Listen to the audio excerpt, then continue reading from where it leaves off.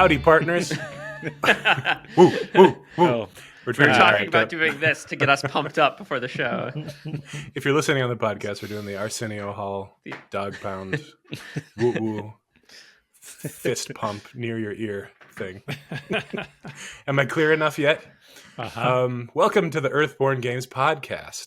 I'm your host. These are the guys from the Earthborne Rangers team. We're here again for another exciting episode. We've got Andrew Fisher. Welcome to the show. No, thank you, Anders. I may be stepping away on occasion. Sam is at an archaeology conference, so I'm alone with the dog. So we'll see if he behaves for the entire recording of this podcast. But if I disappear, that's why. Okay, let's hope he's a good doggy. And next, that's probably not going to be the case. Next, we've got Evan Simonet. Simonet? That's how it's pronounced in France, I assume. Well, got more French. This is the American pronunciation, Simonet. Simonet. I see your name every time I go to Stillwater, which I just went there today. And I saw your name on the funeral home. Yep. That is part of your family, right? Yep. It actually is? Yeah. The furniture builders made caskets too, so had the Simonet furniture store and the Simonet funeral home. So wow. Are you related? Do you know the owners then? Yeah, my dad worked there, and my grandpa, and all the way back. But they're kind of under new ownership now. The 2009 sort of economic climate wasn't too great, so. But it's under new ownership, but it kept your family's name. Yeah, I guess so. I guess the name recognition in Stillwater. I don't know. That's right. Want to mess with that? Yeah, I guess. Do you still get royalties on every death? No. Do you get a family discount on your casket, Evan? Yes, absolutely. Stupid. But I'm going to be cremated. I don't want to be in a casket. No. Okay, on your urn. Claustrophobic. Hi, Andrew Navarro. Welcome to the show. Thank you. Just put me straight in the ground. That's what I want. You're not allowed to, right? You can get special permission. It takes a little bit, but yeah, like most things, you can, if you fill out enough paperwork, you can make anything happen. All right. I will take that paperwork. Yeah. Grow a tree on top of me. Yeah. Like, I think it's weird that so much of our, we have so much around like putting people in little hermetically sealed boxes underground, filling us all full of formaldehyde so that we're completely inedible. Yeah. Then you're just entombed for all time. Like, I'd rather at least eat food for worms or something. I know. Reintegrate with the earth. You could fully embrace it and donate your body to a body farm when you die. Duh. Was that so use bodies as fertilizer? No, so they like a body farm is a place where they research the decomposition of bodies for various purposes, whether it be like forensic or other scientific uses. So they basically just put you out in different conditions and then watch your body decompose. Yeah, I'll ask my body if it wants to go on a little adventure after I'm gone and see if that makes sense. You could be half submerged in a bog for science. Yeah, I could. Yeah. That sounds pretty. Well, welcome to this upbeat episode about death and decomposition, everyone. I didn't bring it up. You kind of did. By name. Anyway, we've got a good show today. We've got some different stuff to talk about. I'm looking at the doc right now. Seems like we've got some cool stuff that we're into to talk about later. And we're going to be looking at the Green Games Guide and seeing how Earthborne Rangers stacks up. It is a guide that just came out recently, right? Mm-hmm. Yeah, a couple weeks ago. Who created this?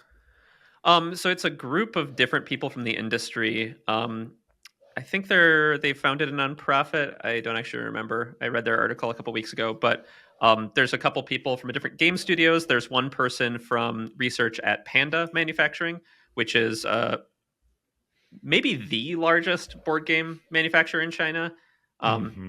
Do you think Panda's the biggest, Andrew? I do. Yep. Yeah. I don't really have any data to back that up, but apart from just talking to people and when you ask where it was made, odds are they say Anecdotally, Panda. it feels the largest. Absolutely. But anyway, so like a group of various industry professionals interested in educating people about sustainability in the board game industry, and it aligns very closely with what we are doing here, and so we thought it'd be cool to talk about. Mm-hmm. It's going to be interesting, and we're going to be sharing our screen, and they have quite nice graphic design, in my humble opinion. Yeah. And then, did we decide if Evan's going to share stuff or not? Yeah, Visually? I think he is. All right, we got some visuals from Evan too. That's always exciting. They're just So- sketches, so don't get too excited. Oh yeah, Get they're very probably excited. gonna suck. People like the behind the scenes stuff, Evan. Sure. Oh yeah, that was always my favorite thing. Well, for me, it's like I it was brings me looking back to elementary school when I was hiding, crouched over my notebook sketching, and someone always pops over my shoulder. Hey, what are you drawing? What are you drawing? I know. They always want to And know then what he it acts- is. Yeah. Yeah. Who is that supposed to be? Yeah. Yeah. Exactly. Nobody. Just an imaginary. It's creature. Mega Man. I was always just making stuff up, so I hated that question. Draw Pinky in the brain, they'd say. Yeah. I remember I got challenged once to draw a football. A Draw football. a football, yeah. And then he's like, I bet you I can draw a better football than you. So I drew a football. Did you So win? I did. I don't know if he was just, giving me a hard time. Because football seems like an odd choice of an object to like test your drawing skills against. Yeah. Yeah. Well, The whenever hardest object. whenever an elementary school kid, when you're in elementary school, another kid asks you to do something fairly obvious like that, you think it's a trap, right? Like it's like, how is this a trap? How are you messing with me right now? Maybe that was just my elementary school, but No, Oh, I yeah. think you're 100% accurate. Let me see your hand. That's what they'd say. Yep. How How big's your hand? Try to compared to your face. hold this Yeah. pencil. Just hold the pencil out. Right, LAO. Remember that one? That was a good one. Anyway, we've got some listener questions that we can. Oh, let's. But you know what? Let's first talk about the playcast. We finished day 1 last weekend, 2 weekends ago. We did a marathon session of gaming, and it was super fun. I enjoyed it immensely. I had to take a walk around the 4th or 5th hour. Is that how far it was? 3rd or 4th hour. I think you were making. I think that was maybe the 5th hour. Yeah. 5th hour. I had to take a little walk, drink a little late afternoon coffee, which I don't often do, and I recharged.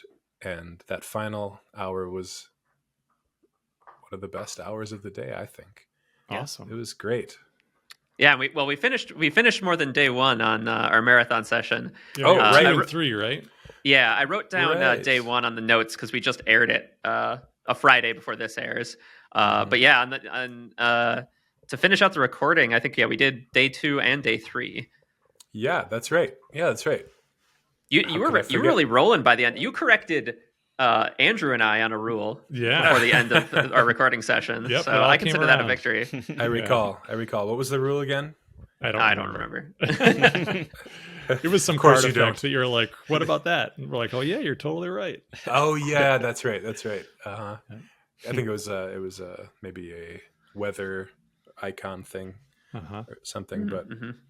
man, I got really into it once I got loose a little bit. I wasn't so anxious about the rules, and I actually had a lot of fun with it, and I miss it now. I wish I could keep going. I mean, I can. Awesome. Obviously, I can. Yeah, you can. Yeah, you have it in your hands in like not too long. Yep, very soon. More on It's- that later. It's a great game, you guys. And last episode, I was comparing it to Root, because I had been playing Root. I don't know how. Mhm. That's one of those words that I say it differently every time. Root. And I played that again, and then I played your game again, and I can safely say this is better than Root, which is. Oh I don't- dang! I don't really. Them's know. fighting words, All Anders, right, I'll with take some that. people. I'll take I hope. that. I hope nobody. I mean, It's a little apples and oranges, but it is. Yeah, they're very different types of game. Yeah. But to me, they're not that. I know they are for sure. They're for sure very different, but there's a lot of common things about it. To me, as like a noob, Yeah. Mhm. and I enjoyed Earthborne a lot more, and I really like Root, but I kind of don't think it's that fun in the end. Mm. We're gonna be complimenting you guys and then criticizing some random other game. Just dunk on our neighbors' leader games. Yeah. What was it about that you ultimately didn't feel would bring you back to Root? It's not that it's not fun. It's awesome, but to me it's a little too rule, I don't know, nitpicky, rule heavy. It just felt like we never got to the point. I mean, I suspect that we just haven't gotten to the point where we can actually enjoy it.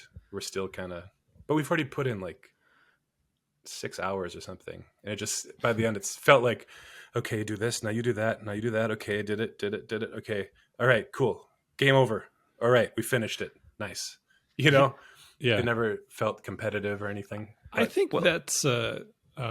I feel like you probably have an opinion on this too, Fisher, but I feel like that's generally the case with strategy games, where especially when you play them for the first time, you don't really have a great sense of exactly how all the systems work. So it's hard to create a strategy. I felt that way playing Oath, where I was like, this seems really cool, but I'm going to have to play it a lot, which is another leader game. But I was like, I have to play a lot to really dig in. Another game by Cole as well. Yeah. Same designer as Root. Yeah. So, I mean, it seems like, again, when you play it, like, yeah, this seems pretty cool. But then the question is like, all right, do I want to spend the time, or will I have a group to spend the time to get really good at this, or all click in and understand what all the strategy is and know all the pieces fit together so that we can outwit each other, because that's a lot of the fun, is outwitting your opponents. Have you gotten to that point in playing that game? No. Okay. Root or Oath, or either. Yeah. Either. Yeah. It's so interesting though. I'm very intrigued by the game. Yeah. I keep getting pulled back. It's really interesting design. So it's kind of like a distilled, more approachable version of these games called the coin games.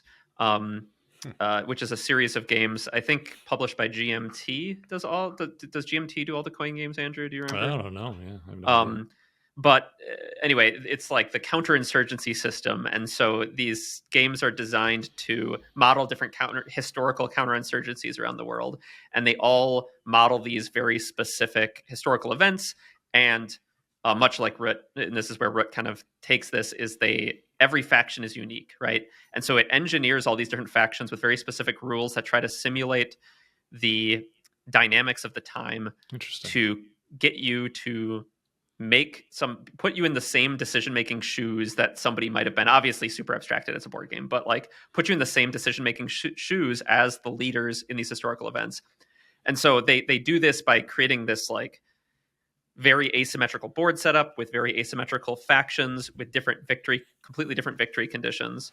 And it creates this really interesting headspace and can kind of help you better understand and remember these different historical counterinsurgencies. And so Root takes that and obviously applies it to adorable woodland creatures and meeples. But great one meeples. Of the they're so amazing. Meeples. Yeah. Top-notch meeples from leader games, always. Hey, side note, I learned what adorable. meeples meant on this podcast. And now look at me. I have a favorite meeple. But one of the things about that coin heritage that Root inherited, I think, a little bit, is it can feel a little programmed. Like, it's a brilliant design to model this, like, in these interactions, but because the interactions are so modeled and everybody has their own unique rules, sometimes like your actions can actually feel a little restricted and pre-programmed. Like playing optimally is a little pre-programmed, and you can find other strategies, but you kind of have to break the script, right? The script of this brilliant design. And so it feels a little less free than some other strategy games might. And that's a criticism that people often level at coin games and Root by extension. Damn. That's interesting. Yeah, I had no idea it had such a history. Yeah, I think you all may relate to this, but I'm a bit OCD when it comes to rules and stuff. So I was the one who knew the rules and had read the rule book, and so I was the birds, the Erie. So that's a very straightforward faction. And then my sister was the Woodland Alliance, which is very complex. And that person's turn is got all these little steps, and she's digging around. And I kept noticing when she was doing something wrong. So then that got me in this headspace of like, I'm policing everybody else's stuff. So I'm like, no, you can't do that actually. What? Why not? I just explained it to you last time, that kind of thing. So maybe that's why it never got enjoyable for me, because and then her boyfriend was wanting to just crack jokes the whole time. And I'm just like, come on, guys, we got to figure this out so we can have fun. I was not a fun gamer that night. That's also tough though when there's an agreement coming to the table that we're going to enjoy a board game, and then one or more people are like they're not into it, and it doesn't go anywhere. It's a killer. Anders, given the dedicated kind of hobby market game player that is most of our audience listening to this podcast, I have a feeling that as you were describing that situation, a lot of people were nodding along. Yeah. So you have a lot of people who know exactly how you were feeling. So. Yeah, I could sense you guys maybe feeling that a little bit towards me during our playcast. But I'm like that too, Anders. 5 times already. Yeah. Yeah. Sorry. I'm very adherent to rules when it comes to board games, and it can be a hindrance. I know. For sure. I got to really check myself a lot. But also, I don't know. Anyway, playcast update. It's really fun. It's going to be, I just wanted to say to those who watched the playcast and watch this, it gets rolling a lot more in the upcoming episodes. So it gets even better. If you're already enjoying it, I think you're going to enjoy the next episodes, because I think we're finally playing the game. Yeah. Would you guys agree? I think Fisher described it as you had one of the best, easiest first days ever. And then the second one was all right, now we're just going to repeatedly punch you in the face. Yes. Yeah. Day 2 swung back hard in the other direction. There are just so many awesome moments. There's a good handful, 3 or 4 maybe, just cool moments, memorable moments that when the pressure's on, I can't remember shit. So I'm not going to be able to tell you what they were. But just to compare it again to Root, I didn't have anything like that. Maybe one time there was a dice roll where it's come on. But man, just full of moments that were really, really cool. So nice. Keep watching, everybody. Is there anything else you guys want to say about the playcast? I don't think so. Andrew and I try to curb our quarterbacking a little bit in day 2 and 3. We succeed on occasion. Yeah, I think for a while we did pretty well, but then it kind of devolved again. And before we knew it, we were just armchair quarterbacking again. As the day wore on, our will was broken. Mm-hmm. Somebody commented about the YouTube comments, and you guys are absolutely right. Andrew and I even talked about it after the first day playthrough, and we're going to do less of it. But when you're at the table, we had originally envisioned that we would sit there and be more like football commentators, observing the action, but it's so hard not to engage and keep things going. Yeah. I've demoed so many games at Gen Con that it's hard not to be on, right? And in demo mode. Yeah. So yeah, totally. I would love to play it with you guys. What if we played it so you're actually playing the game? Yeah, with we us, could do that. That'd be fun. I mean, or you guys are in a commentator box separate in a separate room, and then all you can do is talk about the gameplay. Yeah, you and me just kind of buffooning our way through it. And then I'm kind of ooh, they are not paying attention to the rules at all. It'd be definitely a fun spin on the Let's Play, or the format of. Yeah, it'd be true. It'd be interesting, because I feel like in a competitive game that works pretty well, because you're not really talking to your opponent too much during the game. But in a cooperative game, I think hearing you guys talk would be really important. So it'd be difficult, I think, to be in a booth where we could just talk over us. over you, Yeah. It might be kind of cool though once people have the game, to watch me and Evan play, and as more inexperienced players, and you can kind of comment on what we were doing wrong to give people ideas of how they could make the game more interesting. Yeah. Well, it's certainly something I've thought about it. I feel like it's certainly something that I've never seen any other publisher do, is just throw someone who has not had hardly any experience playing the style of game, just be like, yep, we'll figure it out. It'll be fine. I know. And then post that for public consumption. I don't know how frequent that is. So I think that's kind of awesome. It is awesome. Hopefully people are enjoying it. It seems like they are. So. And the fact that you're doing multiple episodes of it too, it seems. I haven't seen that either, but I'm not that familiar. Yeah, a lot of other publishers don't necessarily like sit and just play their entire game on their like official channel. So again, we're just blazing trails here.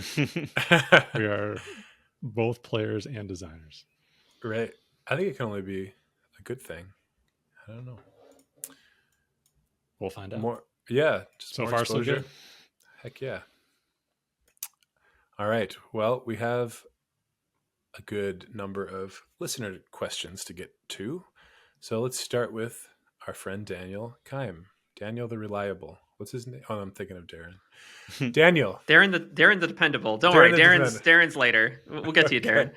Daniel doesn't have one of those. Daniel's pretty regular too, so like yeah, we should think of a nickname for Daniel also. Daniel. Yeah, we can't steal Darren's nickname though. No. What's a synonym for dependable? Annual Daniel. Never mind. Annual Daniel. Annual Daniel. There we go. Daniel. He just has to change his name to Daniel. Undeniable Daniel says, I recently revisited the Team Covenant playthrough of the Vertical Slice, and it's pretty amazing to see the prototype version of all this versus the finished product. Do you all have any reflections looking back at that playthrough versus this one? I think the thing that immediately came to mind off of our conversation we just had about quarterbacking and correcting rules and things, that's something I really remember watching the first live stream where they were learning how to play the game, like not being able to be in the room and talk to them about the things they're doing wrong, or like it was eating you up. Like, oh my god, yeah, it was so much. And I was like just frantically typing in the chat because they'd check the chat to see if I had anything to say, and I'd be like, oh, I'd just be jumping in as soon as I can, and obviously there's a delay and everything. So yeah, it was pretty nerve-wracking. It was pretty nerve-wracking. This is way less nerve-wracking because we can just chill out together. But man, it was pretty intense from my perspective.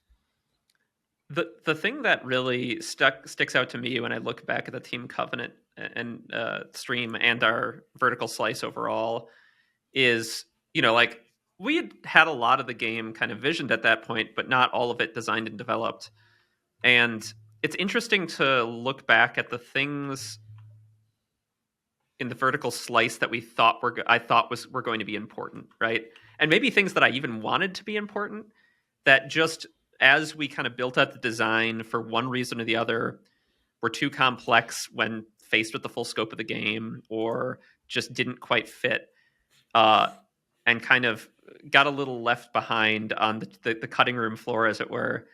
Some of them are still in the main game, but they're a little more like kind of one-off eccentricities about the content that, was in the Vertical Slice than like, I think when I was originally making them, I'd kind of intended for them to be something that shows up a lot, right? But like end up being like these one-off kind of eccentricities of Vertical Slice material. So that always strikes me, like which ideas got abandoned or taken. There's some weird top-down stuff like discarding all your gear when you swim down to the bubble, or like the Swift only working in certain weather, that like I'd hoped to build in other little top-down details like that, and maybe didn't get in the same way in some of the other locations. Yeah. Well, we're always going to do more cards, so there's always Oh, opportunities yeah, to yeah. recreate, to do similar type things. But that's Yeah, what it's- I always think of when I look back at that version of the game. Yeah, it's interesting because like the things like it not being inclement weather to use the Swift, like even that, it's so random as to like whether or not it'll even play into anything. But it's a cool little detail. Yeah, I'd kind of hoped for inclement versus non-inclement weather to be kind of worked into stuff across the game, and it works in a couple places, but Yeah. it's not nearly as prevalent as I think I was envisioning when we made the Swift's first effect. Yeah, that's cool. Nice. Thanks for the question, Daniel. Next one comes from T-Bone85. Now that the game is so close to releasing, how do you plan on marketing it? How does one market a card game in general? Do you rely a lot on word of mouth? Do you buy advertising space? What is the answer to these questions, you guys? Well, I mean, we'd certainly appreciate word of mouth. So Yeah, I mean, Tell word your of mouth, friends. exactly. I think word of mouth is probably the most important bit of marketing. I don't really think about it as marketing. I think about it as like just satisfied people who are enjoying the game.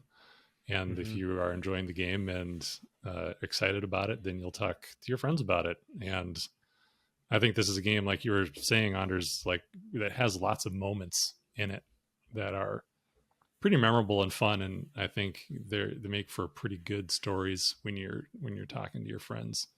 So I really feel like that will be the biggest piece of marketing we have.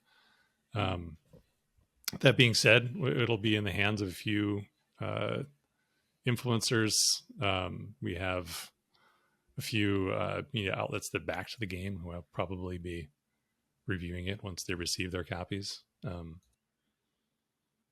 I think we will do some advertising. We'll see. We're not going to have a whole bunch of copies, so we can do some marketing and sell those copies. I think they'll go pretty quick. Yeah. From my angle on design and development, we also are doing a suitable amount of, I guess what you might call like content marketing, where we have like support content for the game that we're putting out for free along with the game. And Evan and I will talk a bit about it in our work stories too, because we've been working on it. And we can kind of put out that content along with the launch of the game. It gives us things to talk about on social media for people to share, and other ways for people to play the game, and like, you know, signal to the world that this game is supported and like has this kind of you know, vibrant support structure around it. And so my hope is that that kind of sends those signals and helps in our broader marketing efforts. But that's probably I don't know where that is on the marketing funnel. I'm not like a marketing expert, but I think that's down near the bottom of the funnel somewhere, I think. Yeah, I mean, I feel like we've gotten this far with just doing what feels right for the game and connecting with the people who feel right to connect with. And I feel like that will just continue. That happened a lot during the Kickstarter. I think that will continue through release. I will be at UK Games Expo in June, at the beginning of June. That's some marketing. So we'll have a presence there, and the game should be there for sale. So that's being out. I'll go out there and shake some hands, talk to people. I think that'll be fun. Where will they be able to find you at UK Games Expo? We'll be at the All About Games booth, which is I think the largest contiguous booth at the show. Though recently Asmodee bought up a bunch more space so that they could say they have the most space at the show, but it's all kind of scattered throughout the thing. But it's pretty big. It's like right near the like main entrance. It's this really, really large area. And we'll have a couple demo tables there, and we'll have some games for sale. Awesome. Conventions. So Yeah. that's exciting. I still need to buy my plane ticket. I should do that. Yeah. When is that? That is the first weekend in June. That's cool.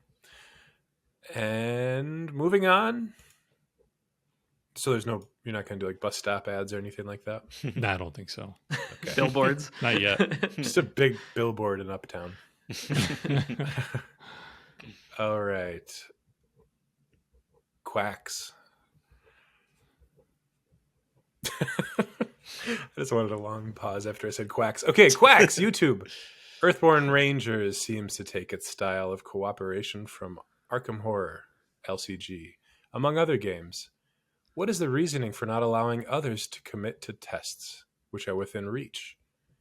Is the game more like your two rangers are walking hand in hand, or is each looking at different things at different points on the path, and then they come together when needed?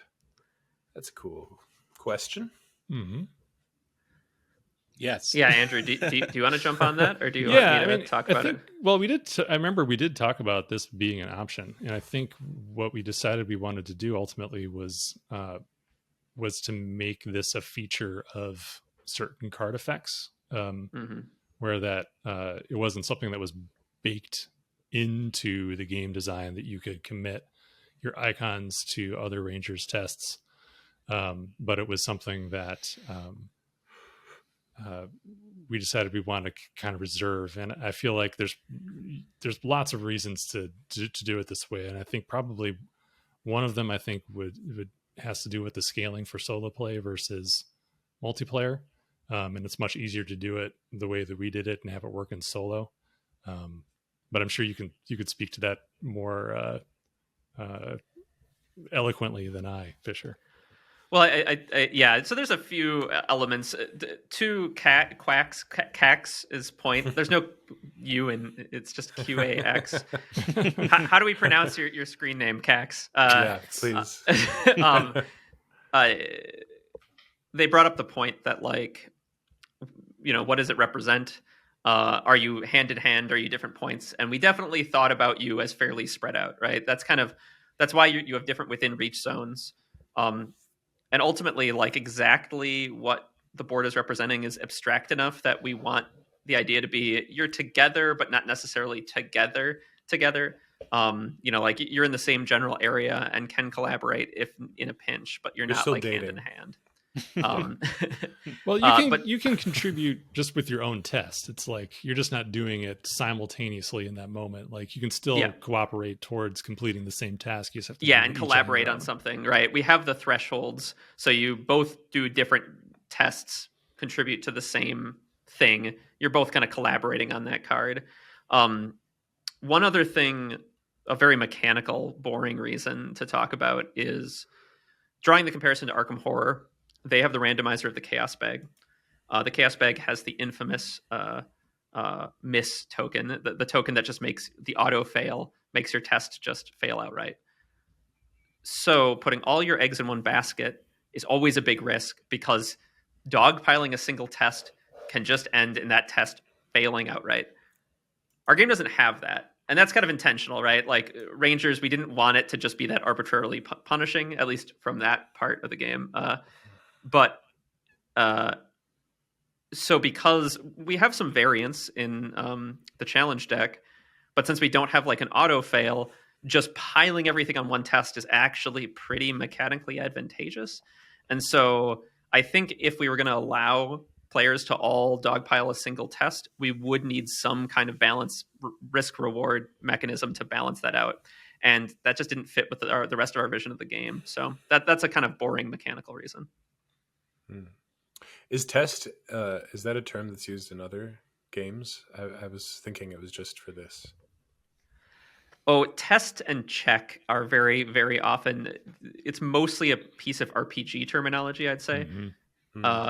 Where, like in Dungeons and Dragons, I actually don't remember off the top of my head which one it is in D&D, but when you roll the die and try to see if you get above a certain number, that is like a test, or in other games, a check. And so we just kind of stole that terminology. You're like testing your acumen, your ability against this challenge. I want to say in D&D it's a check.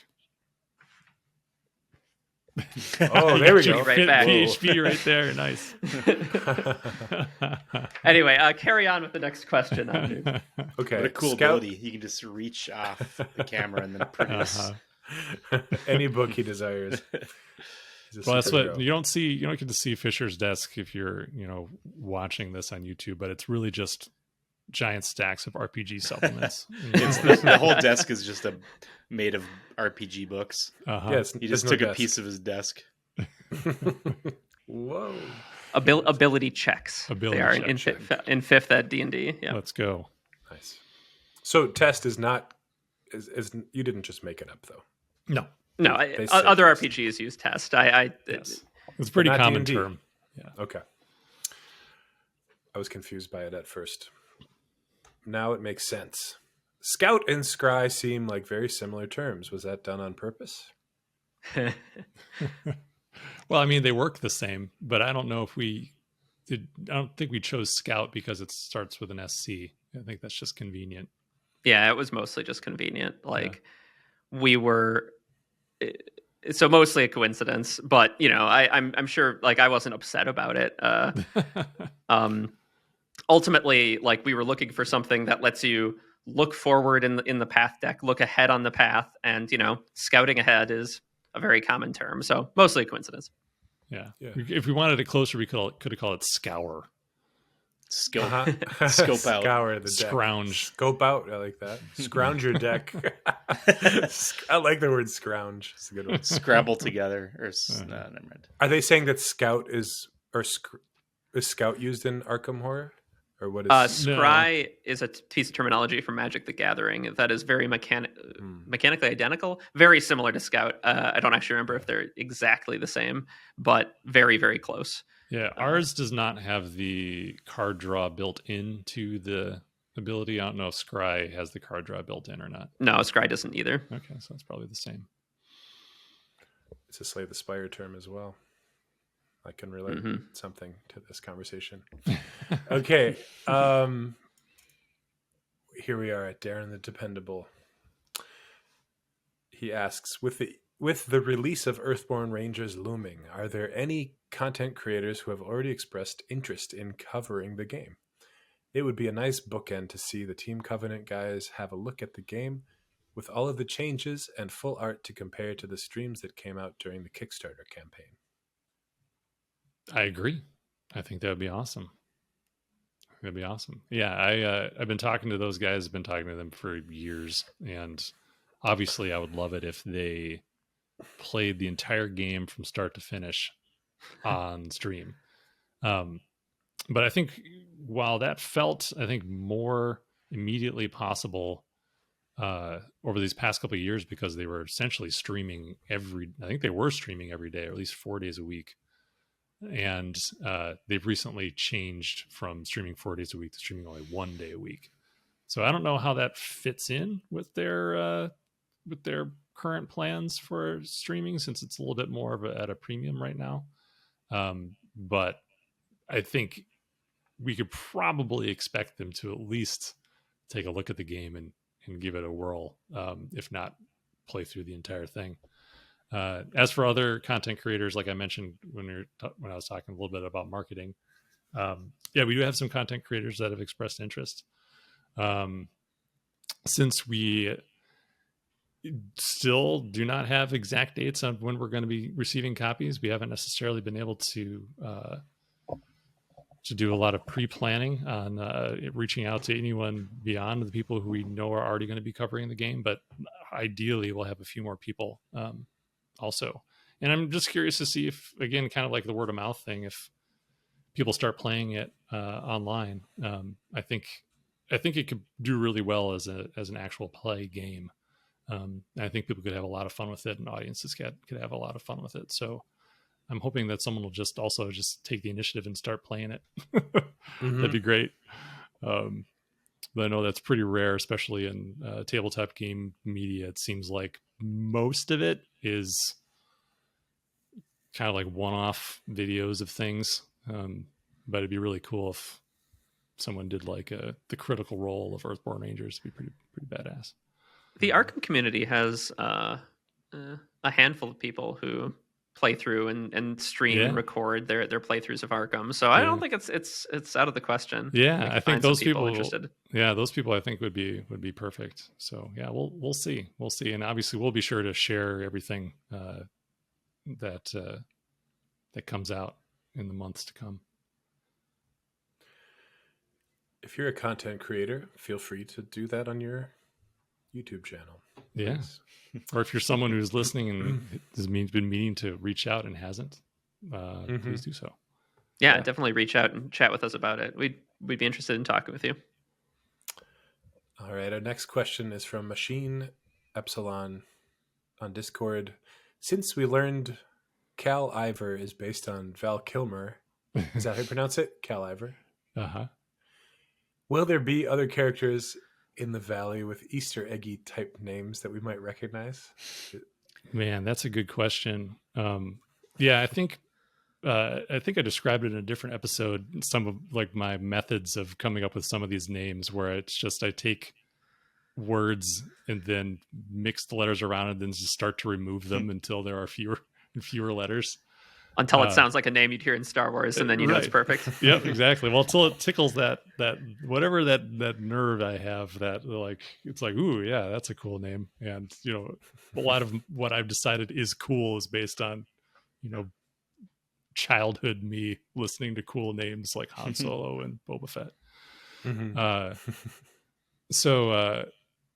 Yeah, there might be more in there. Most of them are just like kind of mundane words that I then broke down into kind of sci-fi sounding names.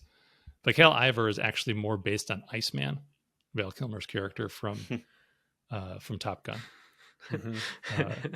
Not and the name, obviously you can see it when you see the name Cal Iver next to Val Kilmer, you're like, oh yeah, those are the same letters. So it went through that process. I think I maybe started with Iceman. I was like, no, that's not working. And then went to Val Kilmer. Did you name every character? I named a few of them. Yeah, I had a flurry of names come to me at one point where I was just like typing out this world doc, and I started waxing on about the crew who lived at Lone Tree Station, and I pretty much named all of the NPCs at Lone Tree Station in like one sentence. A bunch of the other people in the Valley, I had this like map of the Valley at one point with like all of our specific cards like written on the map where they would go. And I had a bunch that were just like person here, right? Like we need a person or we need a location, like maybe a swampy location or whatever, right? It was just filled with notes like that. And one day you just went through and like I came back and the map had like 60% more names than it did the day before. Yeah. And Sam Gregor Stewart named a fair number of these characters also. We had a meeting where we just talked about all the characters we needed based on location and, the type of person they were and, where they fit in the plot. And he made up a lot of names in that initial document also. Cool. So keep your eyes peeled. There may be some more Easter egg names in there, but we're not sure. Yeah, there are some taking characters and like having famous people as the like kind of the inspiration for their facial features, and then we change them. Some of them I would like take a couple of people and mash them together and be like, it's like this person. And we've had some pretty cool results with that. Was it Louis Armstrong and Jacques from Nailed It? Yeah, High Pimpot. It was High Pimpot. Yeah. But yeah, there's some other people in there that I don't know. You might be able to suss out who we base them on. Pimpot sounds like Pimpbot. We were just talking about Conan O'Brien. No relation. Yeah, different guy. Man, that is such a oh my gosh. What do you call it when something doesn't age well?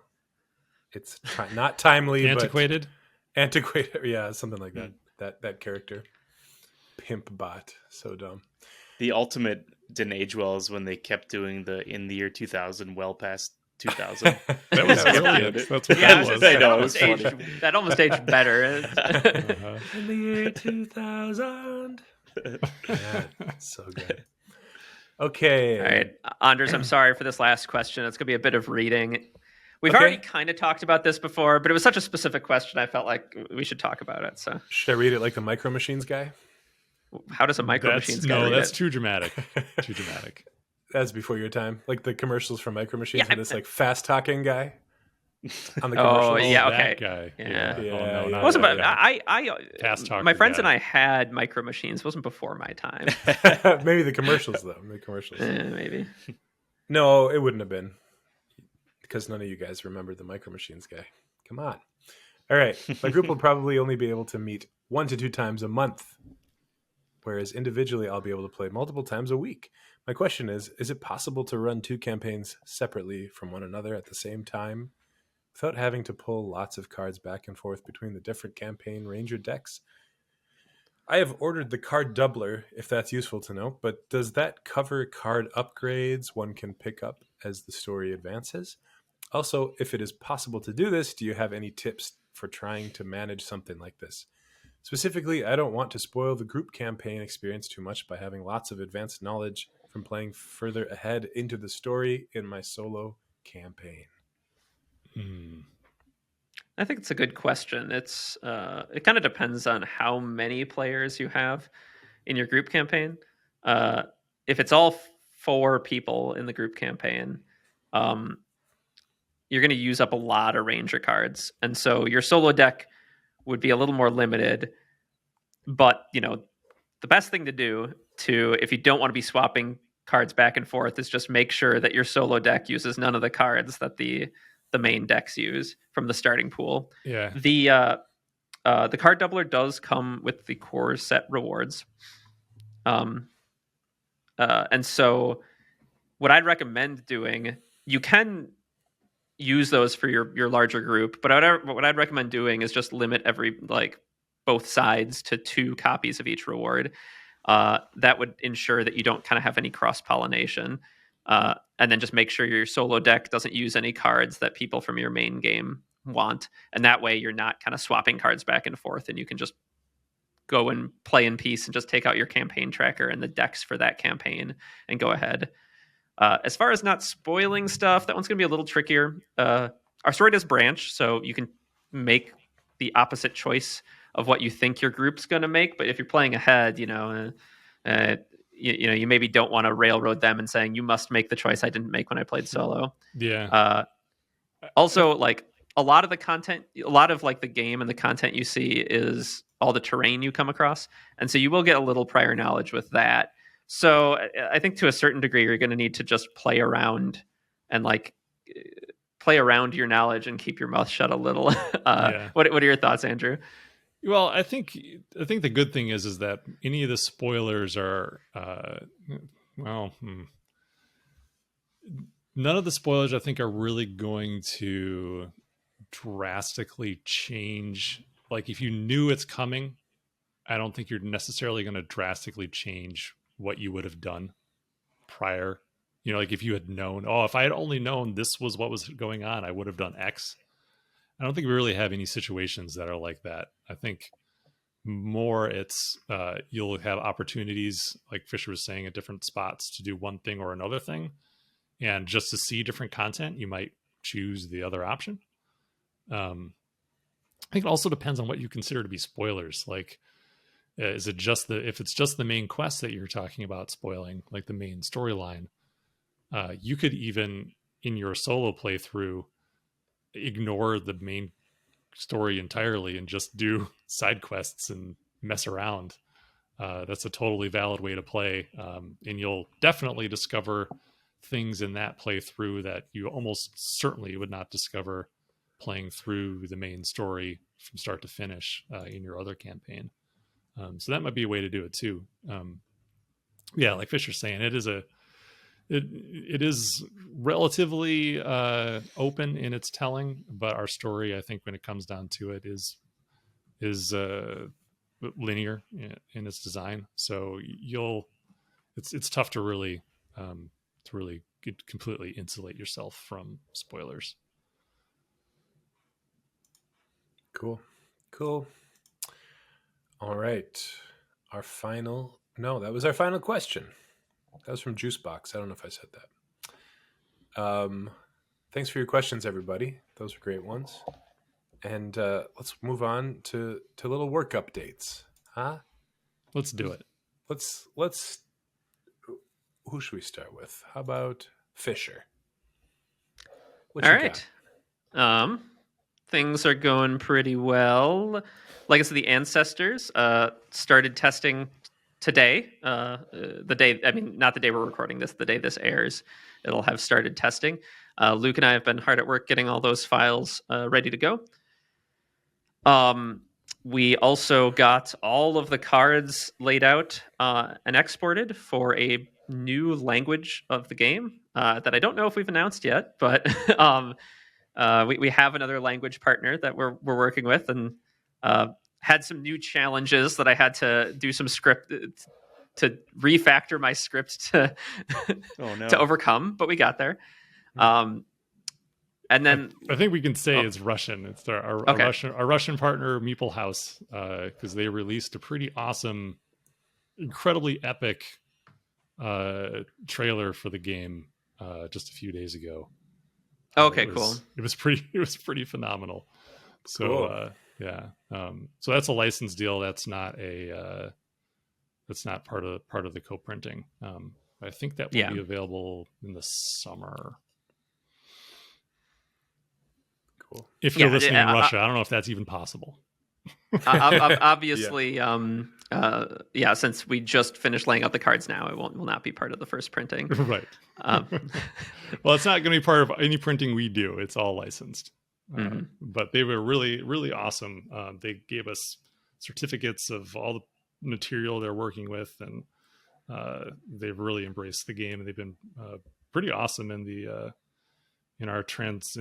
localization chat on our Discord. They've been really responsive and super appreciative. So they've been really great to work with so far. Yeah, they're very on top of it. Translating into Cyrillic characters, my JavaScript processed some of the text directly, which it shouldn't have done, and so now it doesn't actually. I refactored the codes that doesn't take in any of the characters it can't actually process. So, oh man. Super exciting stuff. Anyway, the last thing, as I alluded to, we've been prepping materials to support the game at launch. So we're doing a bunch of stuff, and we agreed I can talk about it a bit here, right, Andrew? Yes. So we've got we're going to have a more in-depth version of the rules online and kind of a very interactive form that you'll be able to dive into. We've got pre-made ranger decks for people who just want to jump into the game and don't want to get into deck building. We've got standalone missions for people who just want to play a one-off, one-night session of the game that have their own versions of their own unique journal entries, unique to these standalone missions, with a little extra branching and interesting stuff to kind of make them feel a little bit different than the main game. And we have a achievement list for people who are interested in kind of finding all the weird corners of the game. We have a few difficult achievements in there and some silly ones. And I'm actually very unreasonably excited to share the achievement list with everybody. I think we're gonna wait to we're gonna drip feed out the achievements, but we'll have them. All of this will be available on our website, and we'll probably launch and announce each one a little separately to that marketing point of kind of showing off all the content that's supporting the game as it starts getting in your hands. So I kind of have been getting all of that in a good place and ready for our partners to translate as well. So it's not all online yet and ready to go and graphicked up or anything, but we have it all designed and developed at this point for launch. So that's been fun. It's been kind of a fun diversion. Nice. That is really cool. That's awesome news. Going above and beyond, as usual. Is that your whole thing? Yeah, that's my whole thing. Whole thing complete. All right. Evan. Art boy. What's up, art boy? Art. Yeah. Well, yeah, Is that what your dad calls you? Yep. And I read the art as like, did you guys play Warcraft 3? Mm-hmm. And they are like peon. work.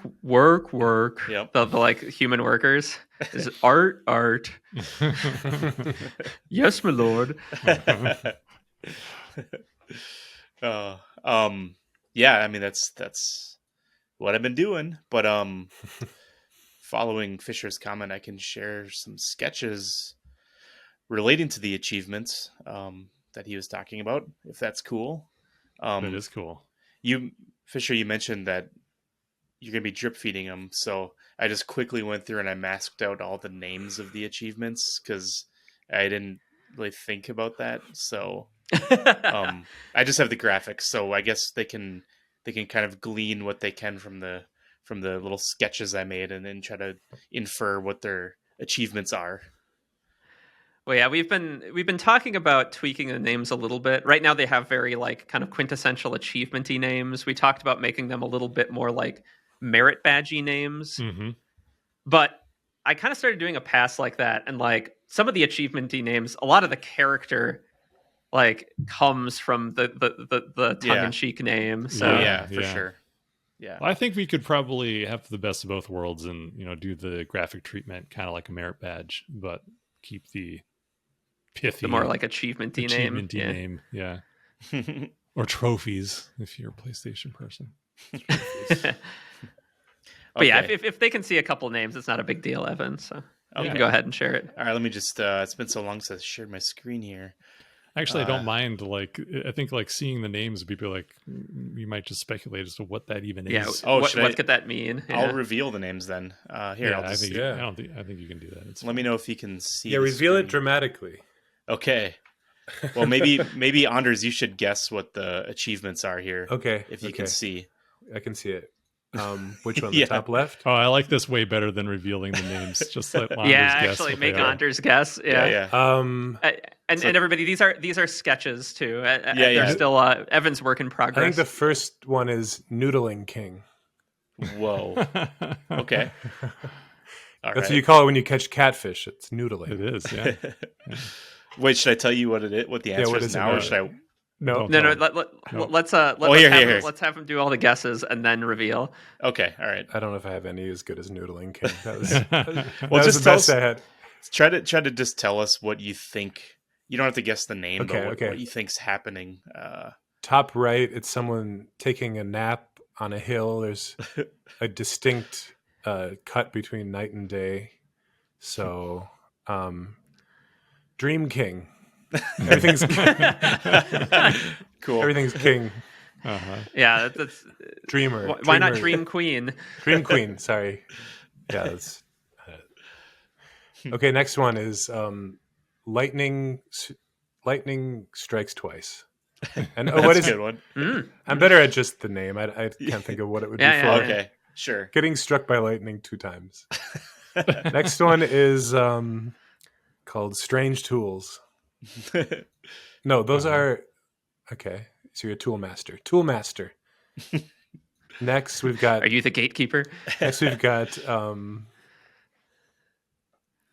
I'm like in my brain. This is how my brain works. It's like, should I go funny or sincere? Go both. I can't force the funny though. The next one is. Ooh, that's a tough one. It looks like a winding path. So you're taking the route less traveled. That's the name of the achievement. Route less traveled. What is that? What's called? Okay. All right. Path less traveled. Road. There you go. Next one is Ouija Master.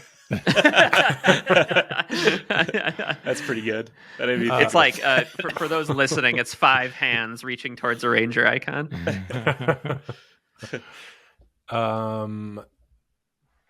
Reaching towards a ranger icon.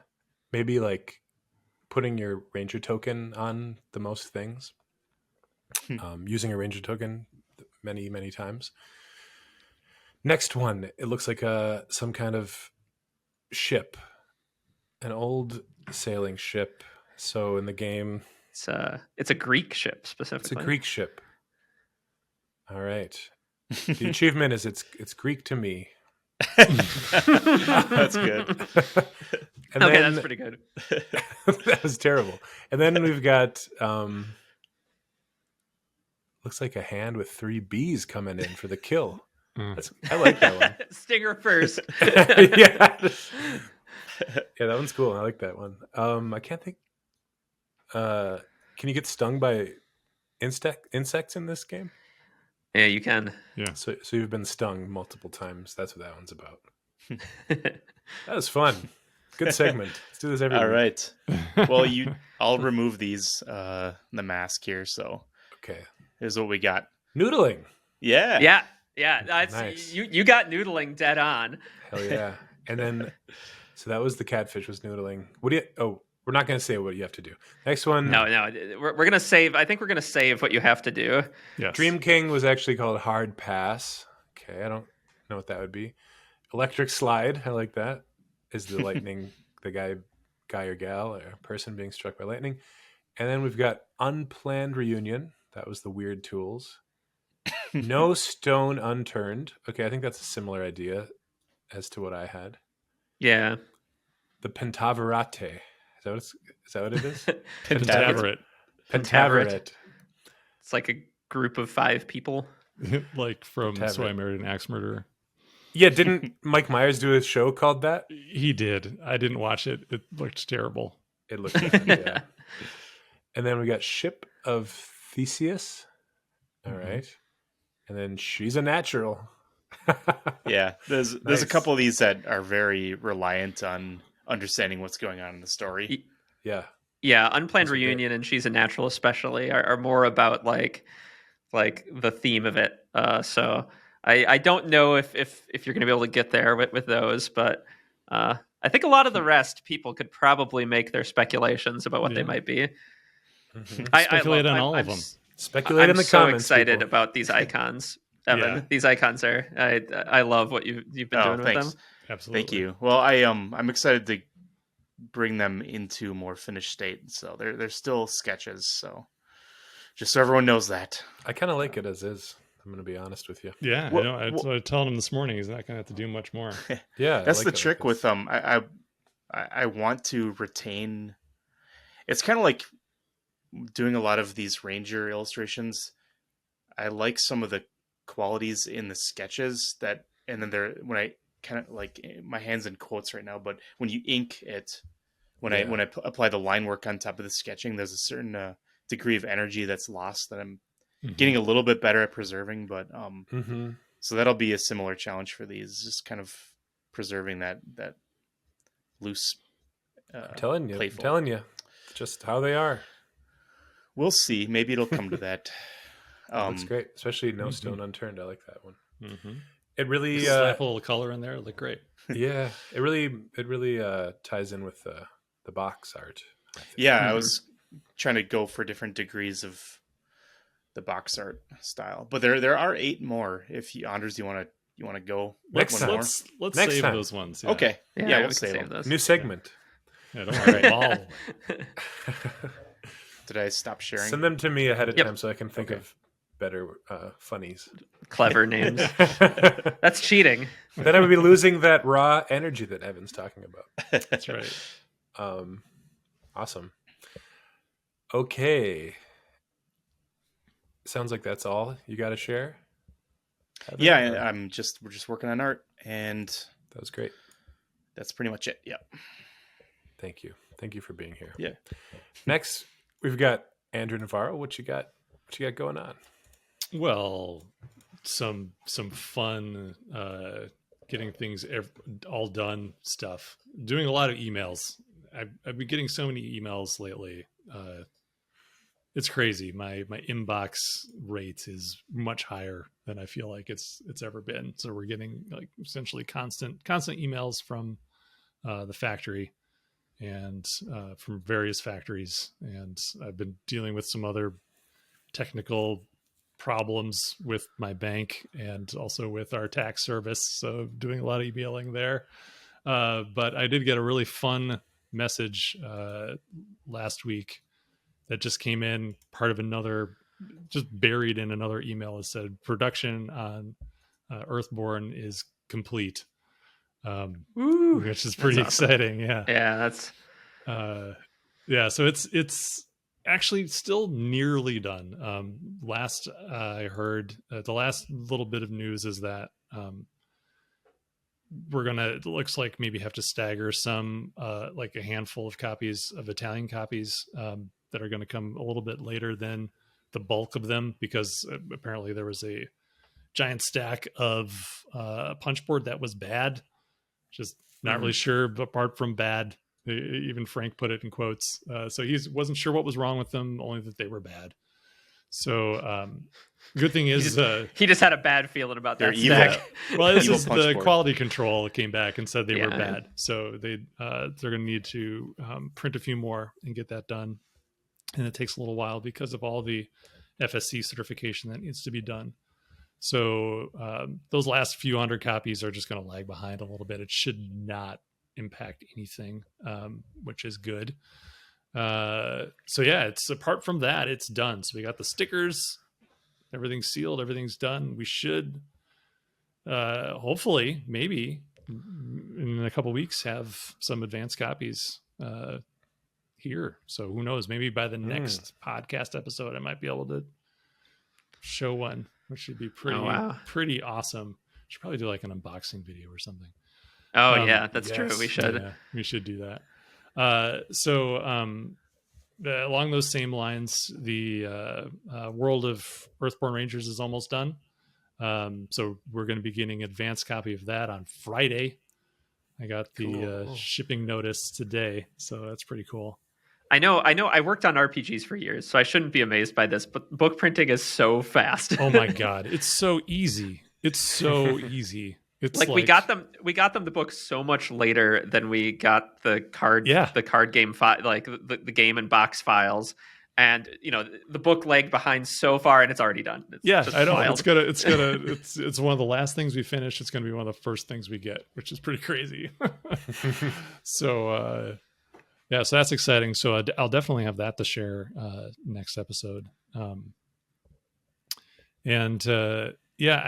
was going to talk about some of the bank drama that I was having, just because it's so ridiculous, but it's long, and I think it'd be boring for most people. But regardless, all I can say is paying people is not always super simple if your bank is like, nah, we don't want to do that. So that's Can you at least share? You don't need to share the specific names or anything, but can you share the punchline of why the drama happened? It happened because the people we are working with on the playmats, their company name is Kraken War Games, but there's also a Kraken cryptocurrency exchange, and my bank thinks for some reason that Kraken War Games is the Kraken cryptocurrency exchange. No. So I'm trying to convince them that's not true.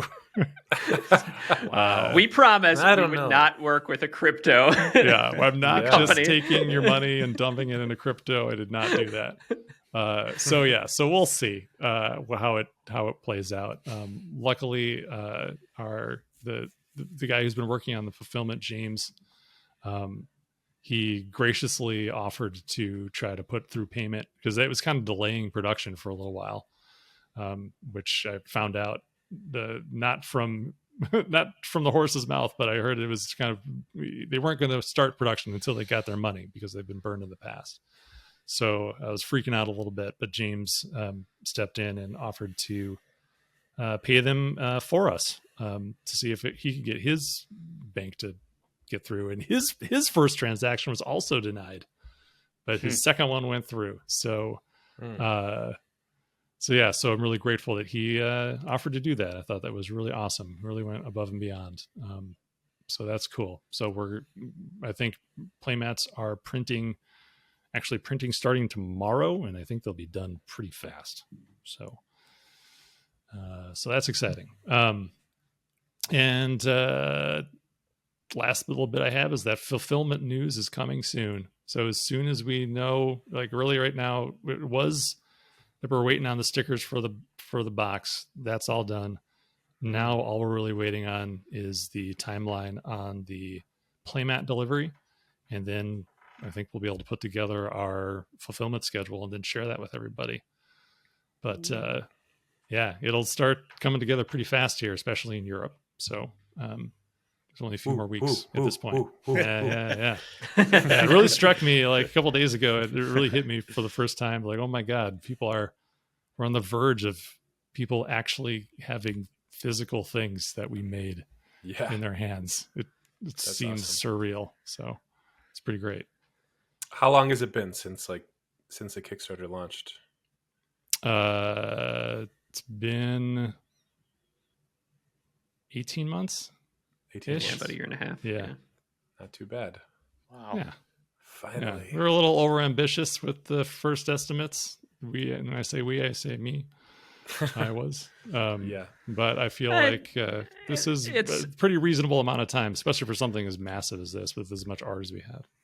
Overestimating or being overconfident with deadlines is usually a group effort, right? It like well, I appreciate that. It's usually like a little bit from everybody. Everybody gives the best case scenario. Yeah. Everybody's wrong, and it adds up, right? Like, yeah. So next time around, we'll have we'll probably maybe go too far in the other direction. We'll see. Yeah. Delivered never. Yeah. Yeah. That's more or less what I've been doing. Cool. I just played a video game demo. That's a Kickstarter game that was backed 10 years ago, and they just put out a demo. So yeah, there you go. And it shows. It shows. It's amazing. Star Citizen. About it. No, I don't know about that. Oh, it'll be in your stuff room too. Yeah. Okay. All right. Cool. Awesome. But first, we're going to talk about the Green Games Guide because we're an hour and 11 in. That's fine. That's good. Yeah. That's great. We're good. We're close. Should I share my screen? I promised you in the chat before the show, Anders, that you were going to tell us that we have to hurry it along at some point. So I know. I'm going to fulfill my promise. I'll just say it right now. Let's hurry it along, okay? No, this feels good. Yes. We're doing great today. Okay, I'm going to share my screen right now.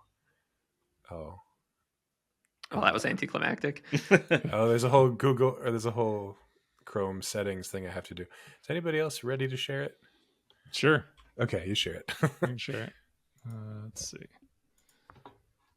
I haven't shared on here before, so I want to take a look at the graphic design on that logo because it's confusing me. It's like an MC Escher. Never mind. I'm not gonna share. I also can't share. Here, let me just try. Talk amongst yourselves.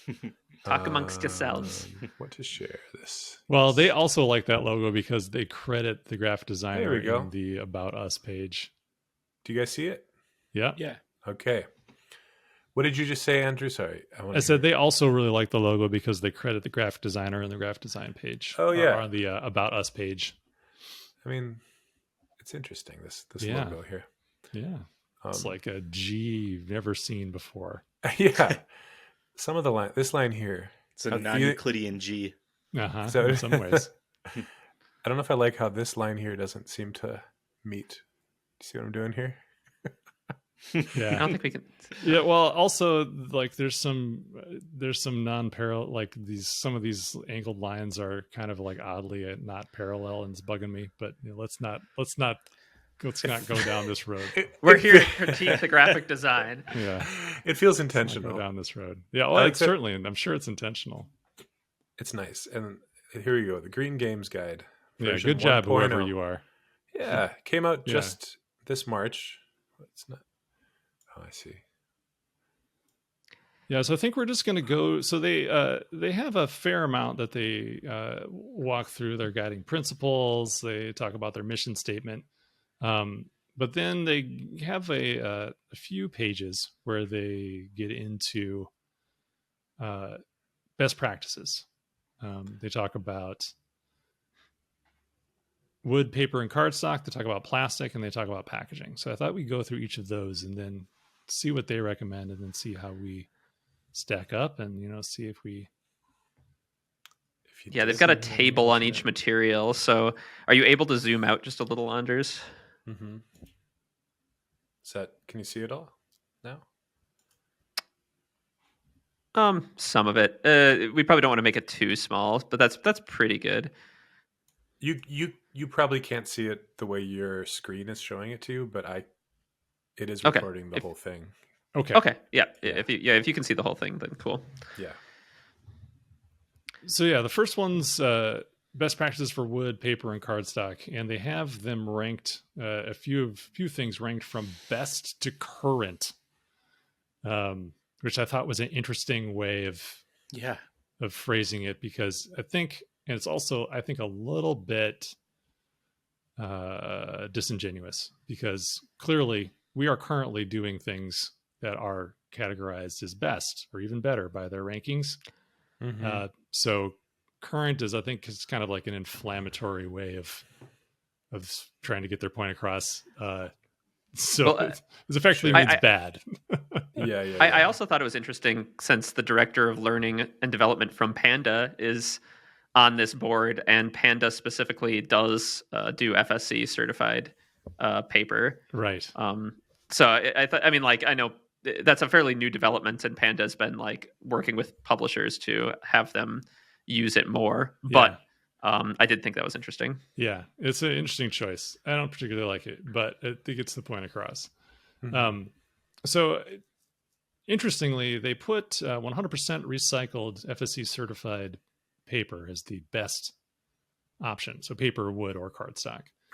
And then after that, FSC mixed, which is a mix of virgin paper and recycled paper.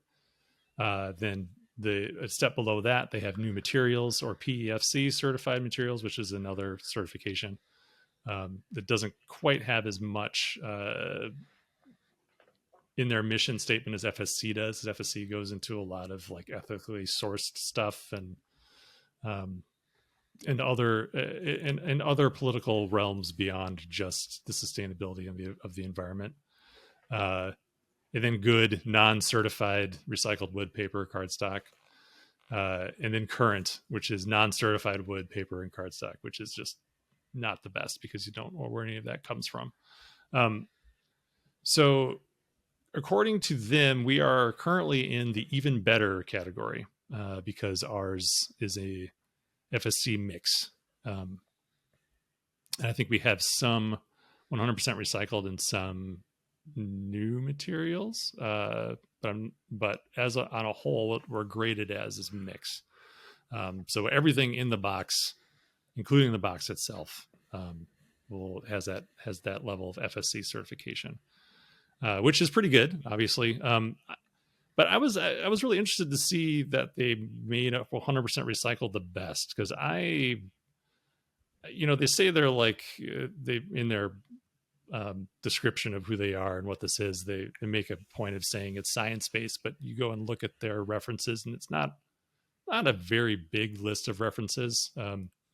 Some pretty widely available web resources. So I'm curious if they did a little more digging, if they would come to a different determination, because in my feeling and the research that I've done and have been exposed to, I don't really I feel like with FSC certification, if it's working as intended, there's really not a huge difference between recycled and virgin. And I think you could also I think you could try to make the claim that maybe like new paper is actually better and more sustainable than 100% recycled. 100% recycled, by the definition, is not sustainable because eventually you'll run out of stuff to recycle.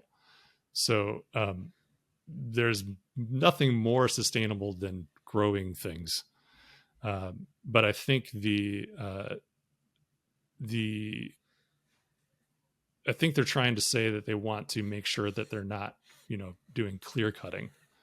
But I think like tree farms, by their nature, are sustainable. Like you can't have a tree farm and not sustain it, or else you won't have a tree farm for very long, obviously. And as we learned in our little like learning about recycling episode that we did forever ago, recycling paper creates a lot of waste, and it uses a lot of water.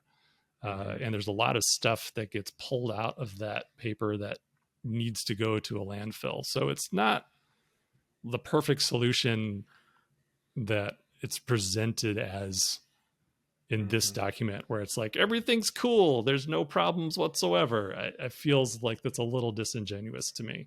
Yeah. So I don't know. I feel like 100% recycled is good, but I don't think getting down on cutting down trees for the purpose of making paper is 100% bad. I think the thing we want to avoid doing is clear cutting rainforests for farmland and things like that. But most of the paper I think that we use in our industry comes from farms. They're not necessarily 100% FSC certified. But yeah, so that's my thought on that. Do you guys have anything else? No, yeah, I think that mostly covers it. I definitely see the point with recycle. I see your point with as long as the growing and harvesting of trees is handled sustainably and responsibly, Right. It's it can be a pretty good pipeline. But I will say, I imagine that some of their motivation for pushing recycling comes from a desire to increase the demand for recycling, right? Like, one of the issues with recycled materials right now is the demand, how much recycled materials are used and what they are used for, leaves that industry with a lower demand. And so as a result, there's less of a push to produce them. And so it just kind of pushes down the prices in that industry. So the more we're creating demand for recycled materials, theoretically, the more we're creating the impetus to create them and innovate on the processes. So I imagine some of the impetus, some of the desire to push recycling comes from that. I guess. So I've always been of the under the impression that paper recycling isn't the problem, because there's recycled paper all over the place. It's mostly plastic. I don't know how aluminum recycling goes or what the demand is for that, but plastic recycling is the one that nobody wants to do. I've read that aluminum recycling is one of the more efficient resources. I'm sure one of the scientists who listens to our podcast probably knows more than I do about that, but it's probably pretty easy as long as the can's not coated. I will tell you, single-use plastics is the thing that most often causes me existential dread when I'm looking at going through the grocery store. So speaking of plastics, I think that's the next category, isn't it? It is the next. So this one's a little less granular. Their best is certified plastic that's plant-based and compostable, which I agree with, or design out all plastic, equally good. Better is recycled plastic instead of new plastic, and current new plastic component manufacturing, and that is very true. This one I'm definitely in agreement. I think, however, that design out all plastic should probably sit above certified plastic that's plant-based and compostable, just because of the growing plants and boiling them down for plastic and doing all that entire process also creates a lot of waste. And obviously, to grow those plants takes a lot of water. There's a lot that you could put into the con category of making plant-based plastics. The best part about them is that they will disappear theoretically from the face of the earth forever as they decompose, unlike our current plastic, which will live on for eternity, seemingly. So